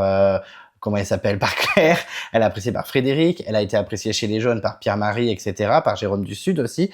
Donc elle a quand même un social pas trop dégueulasse, et pour moi, elle est complète. Sauf que elle est irrégulière. Elle est irrégulière dans sa stratégie, elle est irrégulière dans son social, dans les épreuves, elle est aussi irrégulière puisqu'effectivement, elle se tape quand même un vote contre elle à une épreuve et c'est ce qui la condamne. Hein. Malheureusement, la production la condamne un peu parce que tout le monde se dit, bon, elle a un vote contre elle, on va tous voter contre elle, même son alliance des Bleus, etc. Il y a que Claire qui vote pas pour elle, je crois. Donc malheureusement, sur ces côtés-là, elle est un peu irrégulière, mais là, je pinaille parce que vraiment, elle est quand même au taquet. Pour moi, c'est la meilleure femme de l'aventure. Donc, je l'ai pas mise en crème de la crème. Pourtant, j'aurais bien aimé, mais pour moi, elle a quelques petits défauts qui font qu'elle ne peut pas rentrer dans cette catégorie. Donc, je l'ai mise dans Belle Aventurier avec Frédéric. Ça reste quand même une superbe candidate. Moi, j'ai fini par l'adorer alors qu'au début, je ne pouvais pas la voir. Donc, vraiment une candidate à suivre que j'ai adoré voir au quotidien dans tous les épisodes. Et même son départ, la saison, elle a un peu chuté. Elle est devenue moins intéressante. Johanna, elle mettait le feu, elle mettait le show. Qu'on aime ou qu'on n'aime pas, clairement, ça a été une candidate incroyable dans l'aventure. Donc, Johanna, je te mets dans Belle Aventurier. C'est grave mérité. Et si tu étais dans le All-Star 2026, je ne serais même pas choqué. Donc, félicitations à toi, Johanna. J'ai adoré te suivre. Est-ce que tu seras dans mon top? Peut-être. Est-ce que tu ne seras pas dans mon top? Peut-être aussi, on verra bien, ce sera la surprise. Mais Johanna, félicitations à toi. Tu as été incroyable et tu as su me faire ressentir plein d'émotions pendant la saison. Donc, vraiment, merci. Ensuite, on passe à Naïs. Naïs, la Marseillaise. Effectivement, quand j'ai vu les portraits, j'étais en mode, mais qu'est-ce que c'est que ça? Oh là là, hyper cliché, Marseillais. Putain, je transpire comme une petite truie. Hein. Marseillais, hyper cliché, etc. Je me suis dit, elle va me fatiguer, elle va virer en 3 secondes, ça va dégager. Et en fait, hyper bonne surprise, pas en mode elle est incroyable, mais en mode elle est iconique. Enfin franchement, elle m'a fait mourir de rire, elle était réplique sur réplique et ça semblait hyper naturel, pas comme un Maxime qui lui par exemple était allé sur punchline.com avant de débarquer dans l'aventure. Donc vraiment incroyable, elle m'a fait mais mourir de rire. Sur les épreuves, pas si dégueulasse que ça, hein, notamment elle gagne les bambous sur la tête, elle est présente sur les épreuves, elle a composé son équipe dans le swap quand même, hein. En stratégie, elle essaye d'être au taquet, alors c'est pas un Jérôme du Sud, un Pierre-Marie ou une Jessica, mais elle est quand même présente dans les stratégies, elle sait où elle va, elle sait ce qu'il faut faire, elle a réussi à passer entre toutes les mailles du filet, etc. Donc franchement, moi, elle m'a fait mourir de rire, mais après, en étant objectif, c'est quand même pas la plus grande aventurière non plus. En survie, elle faisait absolument rien. Tout le monde l'a montré du doigt en mode mais tu ne fais rien. En fait, c'est insupportable. Tu vas virer. Elle a été menacée plusieurs fois. Je crois qu'elle a sorti un collier, non? Elle n'a pas sorti un collier, Anaïs? Ça me parle, ça. Peut-être pas. Bon, en tout cas, elle a été sauvée face à Mohamed, donc tant mieux pour elle. Mais effectivement, Naïs, belle surprise, mais en étant objectif, elle a beaucoup de défauts quand même. Mais je l'adore. Donc, je l'ai mise dans bien mais pas top. Ça m'a fait un peu chier de la mettre aussi bas, mais je pourrais pas la mettre dans Belle Aventurier. J'ai vraiment hésité, hein. Pour moi, Jessica, Naïs, il y en a 2 autres qui vont arriver dans Bien mais pas top, hein. Je tease. Effectivement, j'ai beaucoup hésité, mais je me suis dit non, là c'est n'importe quoi. Je peux pas les mettre dans Bel Aventurier, faut pas déconner. Mais Naïs, vraiment, voilà, merci. Merci d'avoir été ce rayon de soleil, tu m'as fait mourir de rire et je suis très content que tu m'aies surpris à ce point-là aussi positivement. Donc même si tu n'es pas parfaite et que tu n'es pas dans Bel Aventurier, tu restes quand même une candidate iconique de la saison et j'ai adoré te suivre. Ensuite, on a Pierre-Marie. Alors Pierre-Marie, je sais que beaucoup d'entre vous ont été déçus par Pierre-Marie, vous l'avez beaucoup témoigné. Et écoutez, moi j'ai adoré dès le début. Voilà, plutôt beau gosse, souriant, solaire, on sent qu'il est là pour jouer, on sent qu'il aime bien l'émission. Sur les épreuves, il est bon, hein, il a montré plusieurs fois, il a même gagné, il me semble. Ou alors quand il ne gagnait pas, il était dans les meilleurs. En survie, il était présent. En stratégie, je pense qu'il était bien plus présent qu'on ne le pense, parce qu'on voyait beaucoup Jérôme du Sud, parce qu'effectivement, il a fait le plus grand coup de bluff de tous les temps avec Claire, etc. Mais Pierre-Marie était quand même dans les petits papiers à chaque fois, il essayait de retourner Maxime dans tous les sens, les ambassadeurs, c'est lui, etc. Et en social, il avait l'air plutôt apprécié, même un peu trop, je pense, parce que certains étaient en mode, ouais, Pierre-Marie, c'est un peu l'homme parfait, faut qu'on le dégage. Donc, moi, Pierre-Marie, je n'ai pas hésité, et n'en déplaise au rageux, je l'ai mis dans Bel Aventurier, même si je peux comprendre qu'on l'ait trouvé décevant parce que on s'attendait à ce qu'il aille plus loin, que ce soit plus surprenant, qu'il se fasse pas avoir par Maxime, mais je trouve quand même qu'il a tout donné. Enfin, il est à la limite d'être complet, hein, pour moi. En survie, il est là, en épreuve, il est là, en stratégie, il est là, en social, il est là. Donc, je vois pas ce qu'on lui reproche de plus, quoi. Enfin, je sais qu'on s'attendait à mieux, on s'attendait à un truc un peu plus incroyable, mais Pierre-Marie, moi, j'ai aimé le suivre. Je trouve qu'il y avait de bonnes punchlines aussi. Après, je sais qu'il y en a qui ne l'ont pas aimé par rapport aux réactions. D'ailleurs, comme Johanna, j'en ai pas parlé pour Johanna, mais aux réactions de joie, d'hystérie quand les éliminés arrivaient, Noémie, Céline, Maxime, etc. Mais bon, moi, ça m'a pas dérangé. Moi, j'avoue, ça m'a pas dérangé parce que forcément, c'est des candidats que j'aimais pas trop qui sortaient. J'avoue que le comportement, par exemple, de Mathieu ou Myriam, etc., dans les armes secrètes, quand Vincent et Laetitia arrivent, ça m'a agacé. Mais bon, je vous ai dit que c'était une tier list subjective et moi ça m'a pas dérangé qu'ils soient hystériques, mais même eux ils ont dit on a réagi comme des gamins, on devrait pas faire comme ça, mais on est tellement contents et puis ils sont en boucle sur ça, donc voilà, donc je lui en veux pas. Bel aventurier, ça me va. Pierre-Marie, c'est un chic type, hyper souriant, hyper attachant. Moi je limite j'ai envie que ce soit mon pote, donc franchement Pierre-Marie, big up, félicitations à toi, moi je t'ai beaucoup apprécié. Ensuite on passe à Maxime, le fameux Maxime, hein, qui aura dévoré la saison, on va pas se mentir. Je pense que s'il y en a un qui doit revenir dans All Star, ce serait lui, alors pas parce que moi j'ai décidé, mais parce que la prod, à mon avis, ils l'ont surkiffé. C'est quelqu'un qui fait réagir, hein, comme Johanna par exemple ou comme Andrea. Clairement, il a fait la saison. Hein. Je comprends aussi un petit peu la prod, hein, qu'ils l'ont fait revenir plutôt qu'Adrien, mais moi j'ai eu du mal. J'ai pas accroché avec le personnage. Ça a pas l'air d'être quelqu'un de méchant, mais c'est quelqu'un d'imprévisible, quoi. Et même si c'est rigolo, je sais que par exemple certains des abonnés comme Mijan, ils l'ont trouvé super rigolo, super fun et tout ça machin. Moi, j'ai pas adhéré à son humour, même si je comprends. Mais c'était un peu le bordel, c'était un peu chaotique, il a fait un peu n'importe quoi. Je trouve qu'au niveau des stratégies, il aurait pu être meilleur, il serait allé beaucoup plus loin.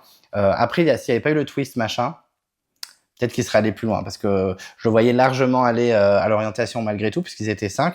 Enfin, si Jérôme du Sud n'avait pas gagné les 2 épreuves d'immunité. Mais voilà, je trouve quand même qu'il a été dans tous les sens. Il a été irrégulier en stratégie et en social, c'était un peu une catastrophe. Mais quand même, ça reste une grosse personnalité de la saison. En épreuve, il était très colère, bon, à part sur l'étoile apparemment. Les puzzles aussi, enfin les labyrinthes, c'est pas trop son truc. Mais quand même, ça reste un gros candidat. Donc, je l'ai mis dans Bel Aventurier. Ça m'a fait un peu de mal de le mettre là-dedans. J'ai un peu hésité avec Bien mais pas top parce que franchement, il a quand même beaucoup de défauts, les défauts que je venais de vous citer, hein, très clairement. Mais ouais, ça reste quand même un gros personnage. C'est un candidat qui a pris énormément de place, à tort ou pas, hein. C'est la prod qui en a décidé comme ça, même si je trouve qu'il y a eu beaucoup trop de confesses. Mais on peut pas le mettre ailleurs que dans Bel Aventurier. Enfin, il était vraiment là, il a fait des coups, il faisait son petit bonhomme de chemin. Je pense que sans ce twist, etc., il serait allé beaucoup plus loin. Donc voilà.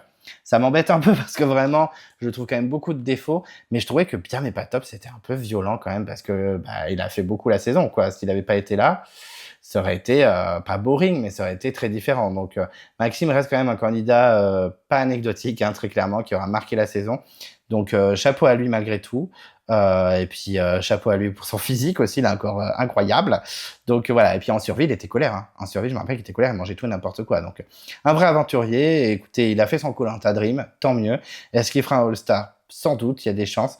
Mais en tout cas, chapeau à lui, Maxime, je te félicite, même si tu n'étais clairement pas mon candidat préféré, et que des fois, tu étais un petit peu fatigant, mais au moins, tu auras fait la saison et tu auras marqué le public. Ensuite, on passe à Noémie. Alors, Noémie, c'est pas du tout une candidate que j'ai appréciée, loin de là, mais pas que j'ai détestée, je la trouve pas détestable, mais j'ai pas adhéré. J'ai pas adhéré à sa personnalité, j'ai pas adhéré à son énergie, j'ai pas été fan. Voilà, j'ai pas été fan du tout, j'ai pas accroché.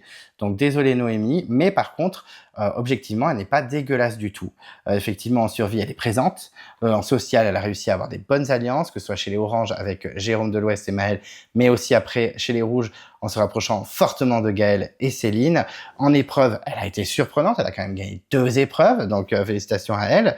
Et en stratégie, elle était loin d'être bête. Elle a fait des petites stratégies à droite à gauche. Elle s'est fait avoir comme tout le groupe sur le coup du bluff, mais bon, à la limite, ils sont tous fait avoir, donc je vais pas détailler à chaque fois. Ah, il s'est fait avoir pour le coup de bluff. Ils sont tous fait avoir, donc voilà, c'est un peu dommage. Mais du coup, ma subjectivité peut l'emporter, mais là, je me suis dit, ce serait abusé de la mettre dans Bien mais pas top, donc je l'ai mis dans Belle Aventurière, parce qu'elle a été surprenante malgré tout. On parle de Jérôme du Sud, mais Noémie, j'aurais pas mis un centime au début d'aventure sur elle. Elle est menacée dès le premier conseil face à Cynthiana, face à Mehdi, elle est encore menacée aussi, parce qu'il y a Mehdi qui essaie de faire des stratégies, et Noémie a fait perdre l'épreuve, il me semble. Un truc comme ça, elle dit même non mais votez contre moi, c'est pas grave, je l'assume, etc. Donc on la sent hyper fébrile au début, puis finalement bam bam bam, Roman se fait éliminer à sa place alors qu'on pensait que Noémie allait sauter, et finalement réussit à faire des petites alliances machin. Elle a mené son petit chemin, et sans le twist des gna gna gna, ils ont un faux collier, etc. Elle serait allée largement dans l'orientation. Donc je la mets là-dedans, même si ça me fait un peu chier parce que c'est pas une candidate que j'ai appréciée. Dans la vie, elle doit être super sympa, hein, l'oublions pas, je parle surtout des candidats dans le jeu et pas dans la vie. Mais honnêtement, voilà, elle est forte, elle est forte. Elle a été impressionnante sur certaines catégories. Je comprends qu'on l'aime, je comprends qu'on l'aime pas. Mais il faut le dire, elle a été surprenante. Et ça, je ne peux pas lui enlever. Ensuite, on passe à Céline. Céline que j'ai beaucoup défendue en début d'aventure. Vraiment, j'ai beaucoup défendu parce qu'on l'avait pas beaucoup. Il y a beaucoup de gens qui disaient qu'elle était inutile et tout. Et je dis, mais le peu qu'on la voit, elle fait des bonnes réflexions, elle a des bonnes punchlines. Je pense qu'elle est plus maligne qu'on ne le pense. Et effectivement, elle a été très stratégique pendant l'aventure. Elle a été très efficace. Bon, elle s'est perdue à cause de ce coup de bluff, le coup de la carotte pour le collier des Bleus envers Jérôme du Sud. Elle s'est fait avoir. Bon, voilà, elle a viré juste avant l'orientation, ça a été très dur pour elle, mais ça reste une candidate déterminée, efficace sur les épreuves. Elle en a gagné au moins une, je crois. Oui, les sacs, je crois qu'elle a gagné. Donc assez cool, assez forte. Sur le camp, elle était présente. En social, j'ai l'impression que tout le monde l'appréciait. En tout cas, même avec Claire, ça allait très bien. Et en stratégie, elle menait grave en fait. Elle avait grave d'idées, elle était au taquet, elle était sur le qui-vive tout le temps et tout. Donc bon, je l'apprécie 4 fois plus que Noémie. Moi, c'est une candidate que j'ai quand même bien aimée malgré tout, même si elle n'a pas ce côté attachant que peut avoir par exemple pas Pierre-Marie, Naïs, ou même qui c'est que j'ai sous les, ou même Louise et Jessica. Mais c'est vrai que par contre, elle était déterminée. C'était une bonne candidate, donc je l'ai mis dans Belle Aventurière. parce que vraiment, elle était là, elle était présente, elle a tout donné, elle n'était pas sur le côté, elle servait pas à rien. Donc félicitations, je sais que c'est comme Noémie, il n'y a pas beaucoup de gens qui ont adhéré à sa personnalité, à ce personnage, mais je peux pas lui enlever que pour moi, elle a été assez incroyable. Donc félicitations à elle, Céline, tu as été amazing. Donc bravo. Je n'étais pas la plus attachante du jeu, mais par contre, on peut saluer tes performances. Même si, un petit côté rageux quand tu te fais éliminer, c'était un peu chiant, mais bon, je peux comprendre, frustration au bout de 40 jours de se faire éliminer comme ça. Surtout quand elle a dû découvrir que Gala avait voté contre elle, elle a dû faire OK. Donc voilà, Céline reste quand même une très bonne candidate. Sur le papier, c'est quand même assez bien, donc belle aventurière, je trouve que ça lui correspond bien. Ensuite, on passe à Jérôme de l'Ouest, mon sugar daddy. Donc moi, c'est un candidat que j'ai adoré dans les portraits. Je me dis, ok, ça va être mes préférés, Mal Alpha, François 2.0 du Totem Maudit, j'adore, etc. Et en fait, il ressemblait pas trop à François du Totem Maudit. Hein. Déjà, sur les épreuves, François en a gagné 3 fois plus. Et Jérôme de l'Ouest, et surtout, n'était pas du tout stratégique. Donc ça m'a un petit peu saoulé. J'ai été après mi-figue, mi-raisin pendant la saison auprès de lui. Un coup, il me saoulait, un coup, j'aimais bien. C'est vrai que j'aimais pas trop son côté non stratégique et j'aimais pas aussi son côté un peu rageux quand ça ne va pas dans son sens, il était colère. J'ai même lu des articles, enfin, j'ai pas lu les articles, j'ai lu les titres, j'ai eu la flemme de cliquer dedans, où ça disait Jérôme de l'Ouest, frustré d'avoir été éliminé à l'orientation, ne veut plus entendre parler de koh. Ok. Bon, après, moi, ça reste un gars hyper attachant, mon sugar daddy, mon Mal Alpha.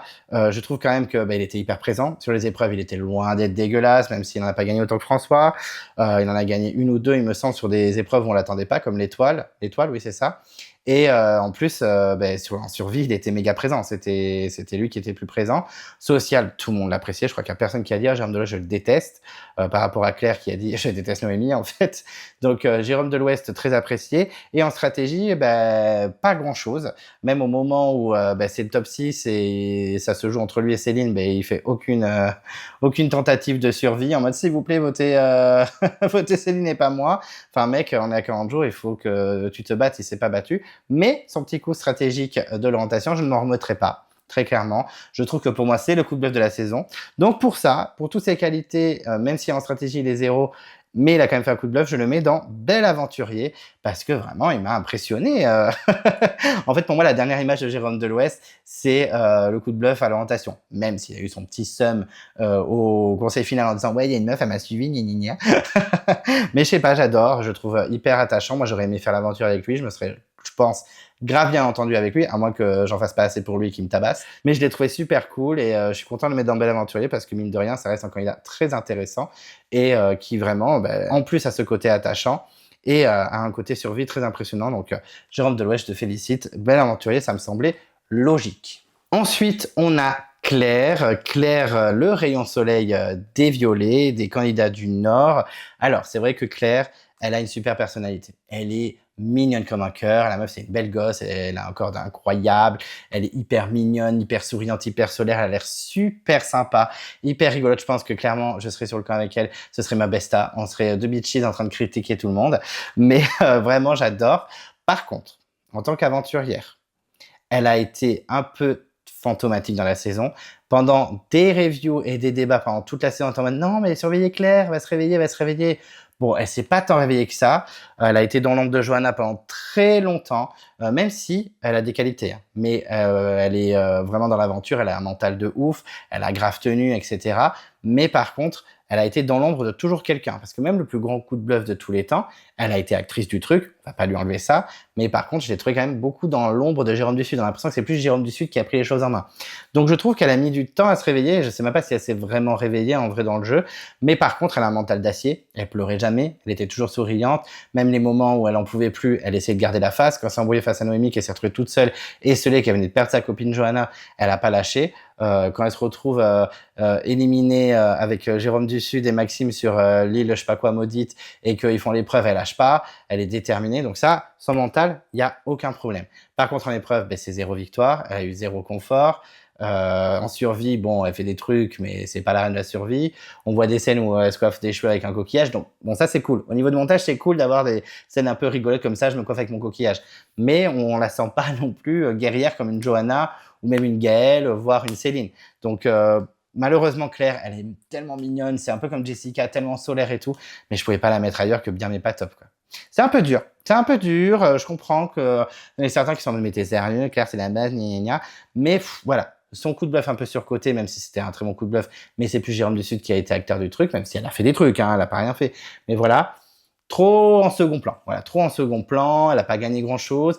Ce qui a fait vraiment une candidate appréciée aussi par moi, c'est le côté mental de ouf et hyper solaire. Donc félicitations quand même à elle, elle a un parcours incroyable et je pense qu'elle est très appréciée du public, donc tant mieux pour elle. Donc félicitations à toi Claire, mais je ne pouvais pas mettre plus haut que bien mais pas top. Ensuite, on passe à Jérôme du Sud. Jérôme du Sud qui donc a perdu, lui, au poteau. Hein. Il avait passé l'orientation, c'était Jérôme de l'Ouest et Claire qui avaient été éliminés. Et effectivement, Jérôme du Sud a été éliminé au poteau. Sans surprise, parce qu'on se doutait, vu le trio, que Jérôme du Sud, vu qu'il a la taille des poteaux et qu'il a des pieds de 42, ben, il allait tomber et que Gaël et Maël n'allaient certainement pas le choisir pour le conseil final, puisqu'ils allaient perdre face à lui, c'était sûr. Donc Jérôme du Sud éliminé au poteau. C'est bien dommage parce que ça aurait fait un très très bon gagnant. Je pense que ça aurait été le meilleur gagnant de la saison, car pour moi, c'est le meilleur candidat de la saison et c'est pour ça que je l'ai mis dans crème de la crème en fait. Premier candidat dans crème de la crème, effectivement Jérôme du Sud, incroyable. Incroyable, alors déjà surprenant parce qu'au début on était tous en mode alors peut-être qu'il y en a un ou deux qui étaient en mode ah il est quand même sympa, mais pas très intéressant. Le seul moment intéressant quand il est chez les Bleus, c'est quand il se clash avec Adrien qui dit ouais c'est pas un petit merdeux de je sais pas quoi, 23 ans, 24 ans qui va m'apprendre la vie. C'est le seul moment où on a l'impression qu'il a un petit caractère. Chez les jeunes, on commence à un petit peu plus le voir, un peu plus prendre les choses en main. Il a même voulu aller aux ambassadeurs. Finalement, c'est Pierre-Marie qui est allé, etc., avec Courtepaille. Donc, non, il y a quand même un Jérôme du Sud qui se réveille. Puis en réunification, ben, c'était vraiment un Jérôme du Sud incroyable, quoi. Fort dans les épreuves. Il a gagné 5 épreuves. Il a gagné le parcours du combattant, le puzzle face à Maxime et Claire, l'épreuve où il fallait tirer les boules. Il a gagné quoi d'autre Jérôme du Sud? Oh mon Dieu, qu'est-ce qu'il a gagné comme épreuve? Je me rappelle plus. Enfin bref, il en a gagné 5, mais il a gagné l'orientation. Et la cinquième, je me rappelle plus, alors que c'est une épreuve... Ah oui, l'équilibre sur l'eau. Donc 5 épreuves remportées, en survie ultra présent, social, tout le monde l'aimait, et tout le monde l'aimait, hein. Même ses ennemis, Gaël, Céline ou même Jérôme de l'Ouest, il l'appréciait. Stratégie, ben, c'était lui qui a été le plus actif des Bleus avec Pierre-Marie et un petit peu Jessica. C'est lui qui est quand même l'auteur du coup de bluff avec Claire, même si je trouve que le coup de bluff, il est en mode et qu'il est un peu trop surcoté. Il en est quand même l'auteur, alors que lui, il n'en avait pas spécialement besoin parce qu'il gagnait toutes les immunités. Donc voilà, l'orientation incroyable. Il est hyper fair-play, il est adorable. Il est en mode non, mais je comprends. Gaël, voilà, je lui en veux pas du tout. Elle a choisi Maël, je comprends. Ils ont été plus forts, je peux m'en vouloir qu'à moi-même. Un amour, donc c'est un humain incroyable. Jérôme du Sud, vraiment coup de cœur de cette saison, révélation. Parce qu'au début, j'en avais vraiment rien à faire. J'ai même eu une casquette bleue pour lui rendre hommage. Bon, je l'ai pas aujourd'hui parce que bah, elle est un peu crade, elle avait un peu vécu pendant les vacances. Et puis, j'allais pas la remplir de transpiration. Donc vraiment, voilà, chapeau Jérôme du Sud, crème de la crème, ça me semblait évident. Et merci pour ton aventure, c'était incroyable. Ensuite, on passe au finaliste qui a perdu donc avec 4 voix face à 7 voix, il me semble. Maël, mon petit ourson que j'ai beaucoup apprécié quand même. C'est vrai qu'un candidat qui a beaucoup été critiqué comme quoi c'était un fantôme, qu'on le voyait pas trop, qui était pas très bon dans les épreuves. Alors, c'est pas qu'il était pas très bon, c'est qu'il était tout le temps deuxième, il ne gagnait pas d'épreuves. Bon, je pense que ça va le suivre un petit peu, mais ça reste quand même un candidat sympathique. Bon, je vous dis tout de suite, j'ai pas été hyper sympa avec le petit Maël, je l'ai mis dans bien, mais pas top. Alors pourquoi je n'ai pas mis dans Bel Aventurier? Alors tout simplement parce que Maël, il n'a pas été assez montré. On le voyait pas assez. En plus, il y a des épisodes où il souriait jamais. Je l'ai dit dans mes reviews, hein, il faut commencer à sourire, hein, mon petit Maël. Alors certes, c'est les lois du montage. Ça se trouve, il y a plein de moments où il rigolait, il souriait, on le voyait pas. Mais voilà, j'ai du mal des fois à m'attacher à lui alors que je l'ai trouvé hyper choupi au début. Et en fait, on n'a pas vu grand-chose de Maël alors qu'il avait l'air bon sur les épreuves puisqu'il était souvent deuxième. En survie, il avait l'air présent, il avait l'air de faire des choses. Stratégie, bon, ça avait l'air d'être un suiveur. On n'avait pas l'impression qu'il faisait beaucoup de choses. Il y a juste au moment où il discutait avec Maxime en mode tu viens avec nous, Maxime, hein, tu m'élimines pas, on est d'accord. Voilà. Et en social, il avait l'air quand même plutôt apprécié. Bon, apparemment, Gaël avait l'air plus apprécié que lui. Mais voilà. Donc pour moi, c'est pas irrégulier, mais c'est pas incroyable non plus. Et en plus, on l'a quasiment pas vu, à part parler de la Bretagne. Bon, ça, forcément, ils ont voulu mettre en avant avec le côté catalan aussi de Jérôme du Sud parce que c'était les 4 terres. Mais très frustrant, ouais, très frustrant. Donc, je pouvais pas le mettre dans Bel Aventurier. J'ai un peu hésité, hein, comme Jessica ou Naïs, Mais non, je suis désolé, même s'il a l'air super sympa en vrai, en plus il a l'air vraiment trop cool. Voilà, franchement il a l'air top, mais je pouvais pas mettre plus haut. Là c'est l'objectivité qui a pris le dessus. Subjectivement j'aurais peut-être mis dans Belle Aventurier, mais là je pouvais pas faire plus. Donc Maël, je suis désolé. Tu restes quand même un bon candidat, je trouve. Peut-être pas un des meilleurs finalistes qu'on ait eu. Si tu avais gagné, je pense que ça aurait été un peu catastrophique parce que tu as quand même des qualités. Mais c'est vrai que le fait de gagner 0 épreuve, je pense que ça n'a jamais été fait. Bon, Gaël rentre dans le cercle fermé de gagnants qui ont gagné qu'une seule épreuve avec Philippe et d'autres. Delphine, il me semble aussi, de Bocazet Toro. Peut-être Isabelle. Ah non, Isabelle en a gagné 2. Ah oui, l'orientation et les poteaux. Mais bon, en tout cas, Maël, je suis désolé, mais tu restes quand même un candidat que j'ai apprécié et qui a été un peu trop critiqué injustement. Et pour finir, on parle de la gagnante de Gaël, que moi j'ai beaucoup appréciée, n'en déplaise au rageux. Je suis content que Colin soit de cet avis aussi. Moi, c'est une candidate que j'ai beaucoup aimée, qui a beaucoup été critiquée, mais en vrai, pourquoi en fait? Pourquoi elle a beaucoup été critiquée? Tout simplement parce que la production l'a beaucoup trop mise en avant pour pas grand-chose. Effectivement, dès qu'elle levait le petit doigt ou dès qu'elle ramassait quelque chose par terre, elle disait « Oh, insane, incroyable, mais Gaël, qu'est-ce qu'elle est folle, elle est ouf !» Bon, elle a des défauts. Elle a des défauts, mais elle a aussi des qualités. Moi, je trouve quand même que c'était une candidate hyper solaire, qui avait l'air hyper sympa, assez respectueuse du jeu, parce que même quand elle pleurait pour Louise ou quand elle a sorti son collier pour rien, très vite, elle s'est rattrapée en disant « Bon, ben c'est pas grave, Maxime, on avance, c'est le jeu, c'est koh. Je trouve quand même qu'elle se remet vite en question. Elle est présente donc en survie, ça clairement ils l'ont grave montré sa mère. Socialement, elle a l'air très appréciée. La preuve, elle a gagné la saison face à Maël, qui n'était pas non plus le candidat le plus détesté de la saison, loin de là. Et après, le reste, c'est un peu chaotique. En épreuve, pas incroyable, vraiment pas très bonne. Il y a des fois, elle était quand même 2e, 3e, donc c'est pas non plus le fiasco qu'ils nous ont présenté, mais c'est pas ouf non plus. Il y a plein de fois où elle est arrivée dans les derniers, il faut le dire, où elle s'est déçue elle-même, on a été un peu déçus d'elle-même aussi, parce qu'elle a été présentée comme une guerrière, et stratégiquement, même si elle a eu des bonnes alliances et des bonnes relations, elle s'est fait avoir. Elle s'est fait avoir quand Louise est sortie, elle s'est fait avoir quand Pierre-Marie et Naïs sont sortis parce qu'elle a sorti son collier pour rien, et elle s'était fait avoir, bien sûr, comme tous les autres, par le coup de bluff. Elle a tellement paniqué qu'elle a voté contre sa pote. Donc, c'est très mitigé, la Gaëlle. Mais moi, comme je l'adore, Gaëlle, depuis le début, même si je peux comprendre qu'on l'apprécie pas, et moi je dis juste que c'est à cause du montage et pas elle en elle-même, je l'ai quand même mise dans Belle Aventurier. Voilà, je trouve quand même que ça reste une aventurière cool dans la saison. Elle a quand même remporté la saison. C'est pas une catastrophe non plus. Je trouve qu'elle était au taquet. Elle a pas volé sa victoire. Je trouve que ça reste quand même gagnant correct. Elle est, comme dirait Zakou ou même Colin dans le débat, une gagnante moyenne basse, mais elle reste quand même une gagnante correcte. J'aurais préféré que ce soit Géant du Sud largement, mais je trouve que Gaëlle a ce côté attachant, son histoire elle est mignonne. Donc ouais, Gaëlle, moi j'ai beaucoup aimé et je l'ai défendu pendant mes 17 reviews et mes 17 débats jusqu'au bout parce que vraiment je l'ai beaucoup apprécié. Donc je le fais encore dans ma review bilan. Félicitations à toi Gaëlle, tu n'as pas volé ta victoire, je suis avec toi et félicitations et tu peux être très très fier de toi. Félicitations, félicitations. Et donc voilà, après ma tier list, on va passer donc directement au top et flop casting de la saison. Et donc on va commencer par le top parce que comme je dis d'habitude, on va toujours commencer par le positif et effectivement, on va commencer par les 3 premiers, les 3 candidats que j'ai le plus apprécié de la saison. Ça a été difficile. Ça a été difficile parce que j'ai un petit 4e qui était à 2 doigts d'être 3e, mais je me suis retenu. C'est Pierre-Marie que je voulais mettre en 3e position à la base. Et finalement, voilà, j'ai dû choisir d'autres candidats. Je voulais juste citer Pierre-Marie pour dire qu'il a frôlé la 3e position et que je l'aime beaucoup, beaucoup, beaucoup, beaucoup. Et que je l'ai trouvé qu'il a été trop critiqué. Ça m'énerve parce que je le trouve super solaire et hyper attachant. Voilà, en 3e position, donc, on a Johanna, et oui Johanna, qui s'attendait à ça en début de saison quand je la critiquais un petit peu, j'avoue. Johanna surprenante, voilà, surprenante, incroyable, on s'attendait pas du tout à ça. Au début, elle était exécrable, il faut le dire, elle était pas très chaleureuse, pas attachante, elle critiquait Andrea dans tous les sens.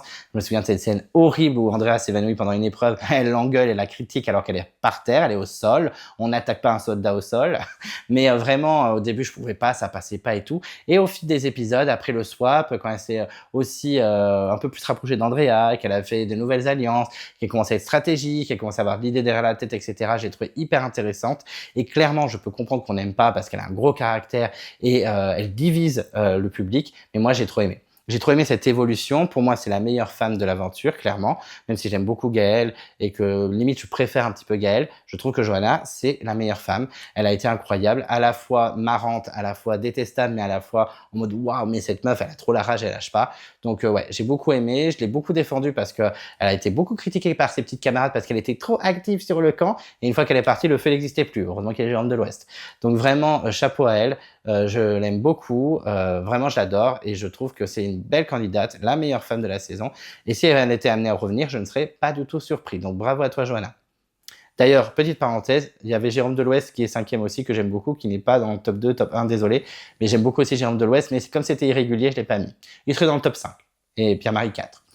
Anyway, on passe au deuxième candidat préféré de Klemenko de la saison.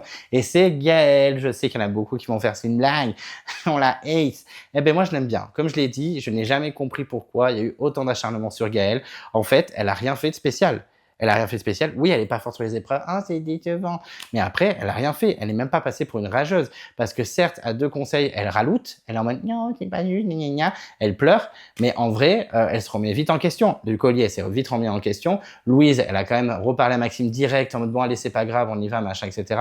Et le coup de bluff, elle était juste triste de s'être faite avoir et d'avoir voté contre sa copine. C'est juste ça. Elle était pas en mode, vous êtes tous des connards, Jérôme du Sud éclair. Elle était en mode, non, vous avez bien joué, mais ça fait mal, quoi.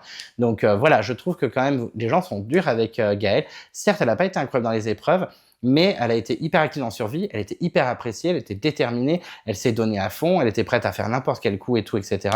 Et moi, je l'ai trouvée super attachante et son histoire m'a touché. Donc Gaëlle, tu es 2e. Je t'ai apprécié dès les portraits et je t'ai apprécié jusqu'à la fin de l'aventure, même si j'ai compris pourquoi on l'aimait pas spécialement.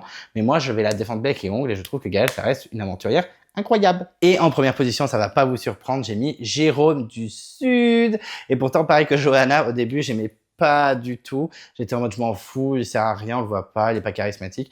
Et en fait, pas du tout. Hyper charismatique, il a pris grave de place, il a joué à mort, il est complet au taquet, comme je vous l'ai dit dans la tier list. Il a trop la rage. Voilà, il est bon en épreuve, bon en stratégie, bon en survie, bon en social. Il est gagné direct, c'était dans le top 2, ça aurait été un gagnant incroyable. Le mec, il est complet de A à Z, il m'a surpris, je l'ai trouvé attachant. Franchement, bravo. Jérôme du Sud, tu as été incroyable. Tu as sauvé un petit peu la saison. Dommage que tu n'aies pas gagné, tu aurais été un très très très bon gagnant, même si Gaëlle n'est pas une mauvaise gagnante, c'est une gagnante moyenne, bon. Mais Jérôme du Sud, vraiment incroyable. Bon personnage, très attachant. Son histoire aussi m'a énormément touché et humainement, il est tellement gentil. Donc forcément incroyable. Donc top 1 direct. Jérôme du Sud, je te félicite. Tu as été l'aventurier de la saison. Ensuite, on passe au flop 3 de la saison. Alors, comme je vous l'ai dit en début de review, en début de vidéo, effectivement, il n'y a aucun candidat que j'ai détesté. C'est plus des gens où c'était en mode ou et voilà, c'était pas en mode, je sais pas moi, Gustin, où j'avais envie de crever dès que je le voyais à l'écran, ou voilà, des candidats comme ça que j'ai vraiment pas aimé. Là, les 3 qui vont être cités, c'est des candidats qui pour moi n'ont pas d'intérêt, ont été un peu surcotés, pas mauvais, les 3 ne sont pas mauvais, mais un peu flemme. Un peu flemme. Quand ils sont sortis, j'étais vraiment en mode Bon, alors il y en a une qui va me détester très clairement, puisqu'en 3e position, j'ai mis Louise. Désolé Rima. Mais en fait, en réfléchissant, je savais pas trop qui mettre dans le flop. Et Louise, ben, en fait, j'en avais rien à faire, quoi. Elle m'a un peu gonflé, en plus, en première partie de saison, parce que certes, chez les Verts, ça allait, parce qu'elle avait son trio et tout se passait bien. Mais bon, ils ont viré Christian, et ils ont gardé Benoît. Pour moi, c'est une grosse erreur. J'aurais pu en vouloir à Gaëlle et Céline, mais j'ajoute ça, du coup, à Louise. Désolé.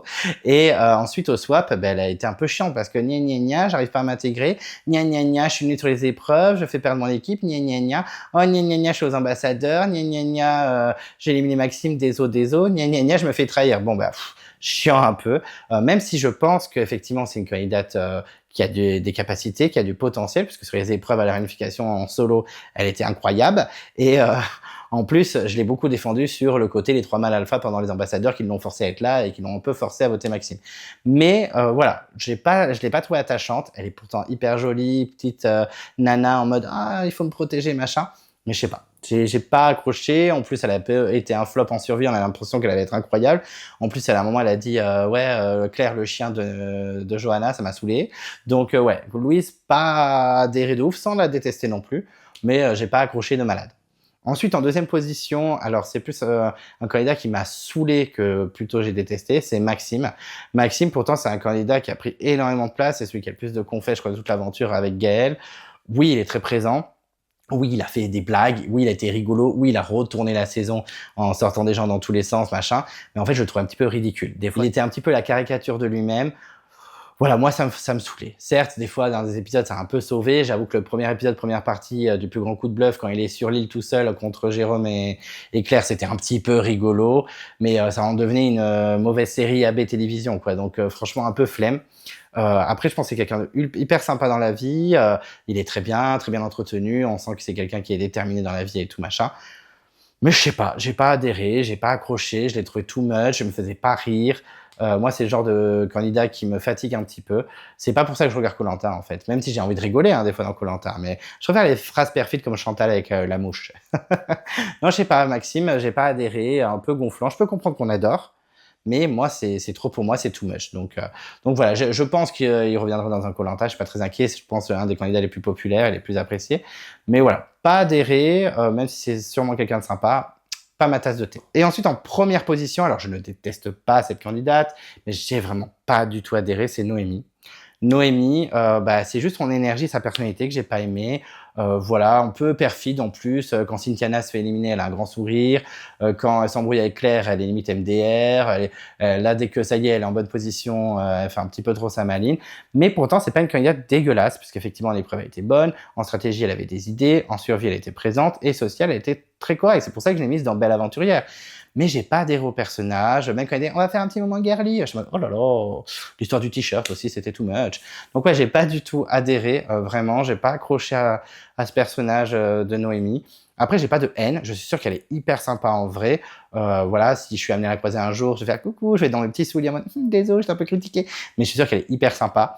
Donc voilà, donc zéro haine hein, vraiment pour le flop 3. Si j'étais amené à les interviewer, ce serait avec grand plaisir. Mais bientôt peut-être, hein, bientôt, hein, quand ils seront plus en contrat, on verra bien. Mais en tout cas, je trouve que c'est une candidate voilà, pas folle, quoi, niveau attachement et chaud, voilà. Mais ça reste quand même une bonne candidate dans le jeu. Mais j'ai pas accroché. Sorry. Et pour finir, mon guilty pleasure. Alors là, ça a été très très dur parce qu'effectivement, j'avais envie de mettre 3 candidates, mais je me suis dit c'est un peu excessif. J'avais envie de mettre Pauline pour son côté solaire, rigolote, qui prend beaucoup d'énergie, etc. Mais bon, après, elle a floppé un peu, elle est partie assez vite et en plus, il y a eu ce qui s'est passé sur les réseaux, ça m'a pas fait plaisir, donc je l'ai éliminé des guilty pleasures. Et après, ça se jouait entre Andrea et Naïs, et j'ai finalement choisi Naïs comme guilty pleasure parce que vraiment iconique. C'est vrai qu'au début, on s'attendait vraiment à rien, qu'on voit le portrait en mode oh lolo, qu'est-ce que c'est que ça? Un gros cliché marseillais, elle va en faire 3 tonnes, elle va nous chanter Jul sur le camp, ça va être un carnage.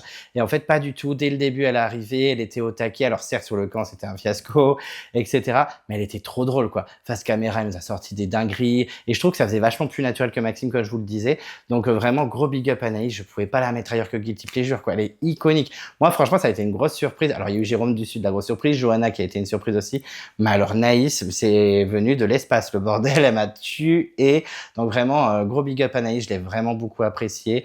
Je l'ai trouvé naturel, drôle, au taquet. Il n'y a pas de chichi avec elle, elle est cash. Et donc, moi, j'ai beaucoup aimé. Moi, c'est des candidats un peu ovni comme ça que j'aime bien dans koh. Il y a eu Andrea, il y a eu Pauline, mais il y a eu surtout Naïs. Donc, merci Naïs d'avoir ensoleillé les épisodes. C'est vrai que quand t'es parti, c'était beaucoup moins fun. Donc, merci en tout cas. Et j'ai adoré. Donc, guilty pleasure, ça me semblait évident que ce soit Naïs. Et voilà, j'ai donc terminé ma review finale, bilan de la revanche des 4 terres avec les points positifs, les points négatifs, la tier list et les top et flop guilty pleasure de la saison. Merci de m'avoir écouté jusqu'au bout. J'ai tout donné. Je n'ai pas de ventilo depuis presque 2 heures. Je transpire comme une petite truie juste pour vous. Donc, merci de m'avoir écouté jusqu'au bout. J'espère que c'était pas trop long.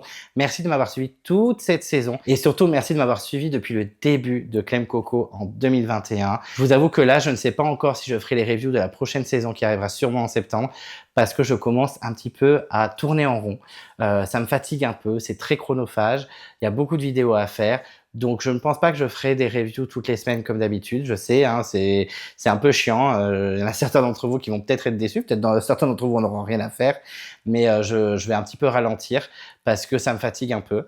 Il y aura toujours des interviews, vous le savez, j'ai beaucoup d'interviews prévues pour les prochaines semaines, il y en aura encore une cette semaine, hein, il y en aura encore une samedi, qui serait très intéressante d'ailleurs, qui dure plus de 2 heures, donc j'espère que vous allez kiffer.